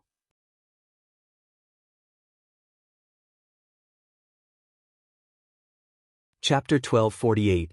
Arrival of the Worldly Ebb. Hall Master of the Heaven Spirit Hall, are you intending to trespass the territory of my Sea Goddess Hall? Just as he hesitated, an icy cold voice rang out from up ahead. A figure surrounded by blue light silently appeared opposite of him. Her figure was blurred, but she was clearly a woman. She stood exactly 10 meters away in the territory of the Sea Goddess Hall, facing the Hall Master of the Heaven Spirit Hall. Hall Master of the Sea Goddess Hall, I never thought that you'd arrive so quickly. You've appeared as soon as I've arrived at the border. Are you really that afraid of me entering your territory? The Hall Master of the Heaven Spirit Hall heavily questioned. The woman coated in blue light right in front of him was the Saint Emperor of the Sea Goddess Hall. He had not expected her to arrive so quickly. She's probably discovered me long ago and probably set off at the same time as I left the Heaven Spirit Hall. It's fortunate that I didn't act irrationally in my anger. If I had accidentally entered the Sea Goddess Hall's territory, it would have been troublesome. I would obviously be fearless if I was in my peak condition, but my soul was just injured and my strength was greatly affected. I'm definitely not this woman's opponent if we really do start fighting, the Hall Master of the Heaven Spirit Hall thought in relief. There is a clear agreement between the three territories among the Sea Realm. All those who are part of the halls cannot trespass in the territory of the others, and even emperors must follow this agreement. Hall Master, I hope you do not break this agreement. said the hall master of the sea goddess hall coldly. The hall master's face sank. Of course I know. I may have come to the boundary between the two halls, but I am still in the territory of the Heaven's Spirit Hall. I have not formally entered your lands, so I have not broken the agreement. With that, the hall master of the Heaven's Spirit Hall disappeared with a sway. He had already left with extremely great speed, returning to the Heaven's Spirit Hall. I'll let you live a few more days, Jianchen. I'll definitely return your action of wiping out my clone by 1,000-fold, thought the hall master of the Heaven's Spirit Hall viciously. The hall master of the Sea Goddess Hall watched him leave as her lips slowly curled into a smile. Joy appeared on her face as she celebrated the suffering of the hall master of the Heaven's Spirit Hall. She murmured, Jianchen sure is skillful, to be able to destroy one of his clones. You've made me worry for nothing. However, the hall master of the Heaven's Spirit Hall has suffered greatly this time. It'll be very difficult for him to recover in a short amount of time with that injury to his soul. Did he really think that he could deceive everyone by secretly coming here with a clone and trying to control Jianchen without anyone noticing? He doesn't know that I have half of Her Majesty the Sea Goddess legacy. In the blink of an eye, another few days passed. During that period of time, it was extremely calm in the Turtle Clan. Jianchen had handed over all the miscellaneous matters to the elders to deal with while he remained in the room to cultivate. He did not take a single step out and had only gave a rough direction in regards to the development of the Turtle Clan. He handed all the authority to the elders for that after giving his rough idea. During that period of time, the Tao family maintained an extremely low profile. The activity of the clan members also became minimal. They were not willing to try their luck just in case they came across the Turtle Clan. At the same time, the Turtle Clan did not provoke the Tao family purposefully. Both sides knew that their opponents had a divine hall, so they could not be defeated. They were unable to do anything to each other and hence, were locked in a stalemate. If they went overboard and caused their opponents to go on a wild slaughter, they would only be able to helplessly watch as their opponents hid in their divine hall. As a result, the Tao family and Turtle Clan actually came to a rare ceasefire, but still maintained their weariness of each other. Jianchen remained seated in the room of the Turtle Clan as he cultivated. Since he cultivated the chaotic body, he absorbed monster cores extremely quickly. The speed at which he absorbed them was incomparable to regular people. The number of empty monster cores stacked in the corner of the room had already neared 1,000, basically forming a small hill. Jianchen, the worldly ebb is about to erupt. Make your final preparations immediately. At this moment, a hazy voice rang through Jianchen's head. Only the voice was present, without an exact source. It was the sea goddess secretly communicating with Jianchen. Jianchen's ears twitched slightly as he ended his cultivation. He used a communication technique to call over Tai Ta and newbies before making his way to the central hall of the clan. Very soon, Tai Ta and newbies walked in. As soon as they saw Jianchen, newbies said, Jianchen, why have you called the two of us over? The worldly ebb of the sea realm has arrived. I'll be leaving the clan immediately to go to where it occurs. Will you be coming with me or remaining in the Turtle Clan? Jianchen asked the two of them. Newbies also knew about the worldly ebb. Her Majesty the Sea Goddess gifted me with a ruler's Niden as well back then, so I, the great newbies, owe her a favor. I will obviously go to the worldly ebb to return the Sea Goddess favor. Jianchen, I'll go with you. I'll go wherever you go. Tai Ta did not hesitate either. Although he had no clue as to what the worldly ebb was, he had already made up his mind to follow Jianchen. Jianchen nodded and agreed to have the two of them to go with him. Although the dangers there were unknown, he could still use the Saint artifact. If they came across any dangers, they could hide in the artifact space. Afterward, Jianchen summoned Qing Yishuan. He gave her the Octaterra Divine Hall and said, Qing Yishuan, I'll be leaving for a period of time for some matters. I'll leave the Divine Hall with you for now and give you a portion of its control, just in case the Tao family launches a sneak attack. Qing Yishuan did not become happy or excited because Jianchen gave her the Octaterra Divine Hall. She glanced at him emotionlessly and coldly said, "You sure are a liege ruler of the turtle clan. Probably the first in history. Hee hee, you obviously have no right to nitpick what I do as the ruler. Just do what you need to do while you remain in the turtle clan. You need to guarantee the safety of the clan before I wipe out the Tao family," Jian Chen nonchalantly replied. Qing Yishuan coldly snorted before quietly accepting the divine hull. If it were not for the fact that the Tao family was in possession of something extremely important to her, she would not be helping the turtle clan stand up to the powerful Tao family. Soon afterward, Jian Chen, Tai Ta, and newbies silently left the clan. Other than Qing Yishuan, no one else knew of their departure. Everyone in the clan, including the elders, Tai Do, Lan Jing, and the others, all thought that Jian Chen was still in seclusion. Jian Chen did not want his departure to be leaked. If the Tao family learned that he had left and decided to move against the turtle clan during that time, there would be very heavy losses. Jian Chen, Tai Ta, and newbies erased their presences as they hurried through the sea realm with extremely low profiles. They hurried to the location the sea goddess had told them about. The three of them moved very quickly, leaving the territory of the sea goddess hall in just a day. They arrived in a desolate land that lacked energy of the world. The region did not belong to any of the three halls' territories because it was extremely barren. There were no crystal mines, and the energy of the world was extremely thin there. Violent storms would erupt from time to time that could even kill an Earth Saint Masters.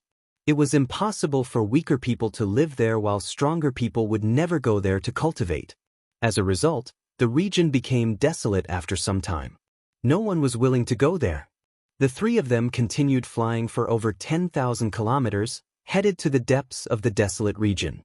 Suddenly, an extremely powerful ripple of energy entered their range of senses. Jian Chen, Tai Ta, and newbies' expression hardened as surprise appeared in their eyes. The energy ripple was so powerful that it made their expressions change. The energy was filled with violence and destruction, and the vast disturbance made them wonder if there were two Saint Emperors fighting up ahead. That's the place that the sea goddess told us. Has this powerful ripple of energy been caused by the worldly ebb? Just what is the worldly ebb like?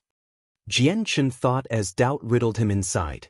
The three of them flew for another several thousand kilometers before finally seeing the source of the terrifying ripple. The source was an extremely vast whirlpool of energy, several dozen kilometers wide. It spun at an unbelievable speed, and the terrifying force it created caused the space several kilometers away to visibly distort. Pitch-black space cracks would appear from time to time. Jian Chen, Tai Ta, and newbies stopped 100 kilometers away from the whirlpool. They stared at it in shock. The whirlpool was actually completely formed from extremely pure energy, such that it had almost become a liquid. The energy within the terrifying whirlpool had completely surpassed the energy within Saint Emperors. Jian Chen even suspected that the energy within those of the origin realm would probably only be a tenth of the total amount. Jian could even feel that the energy became purer the closer it was to the center. What a terrifying whirlpool of energy! Jian Chen, is this the place of the worldly ebb? Newbies stared blankly at the whirlpool as he choked out his words. Jian Chen said nothing because he didn't know either. He had never seen what a worldly ebb looked like. You're tuning in to the Passion Pages YouTube channel.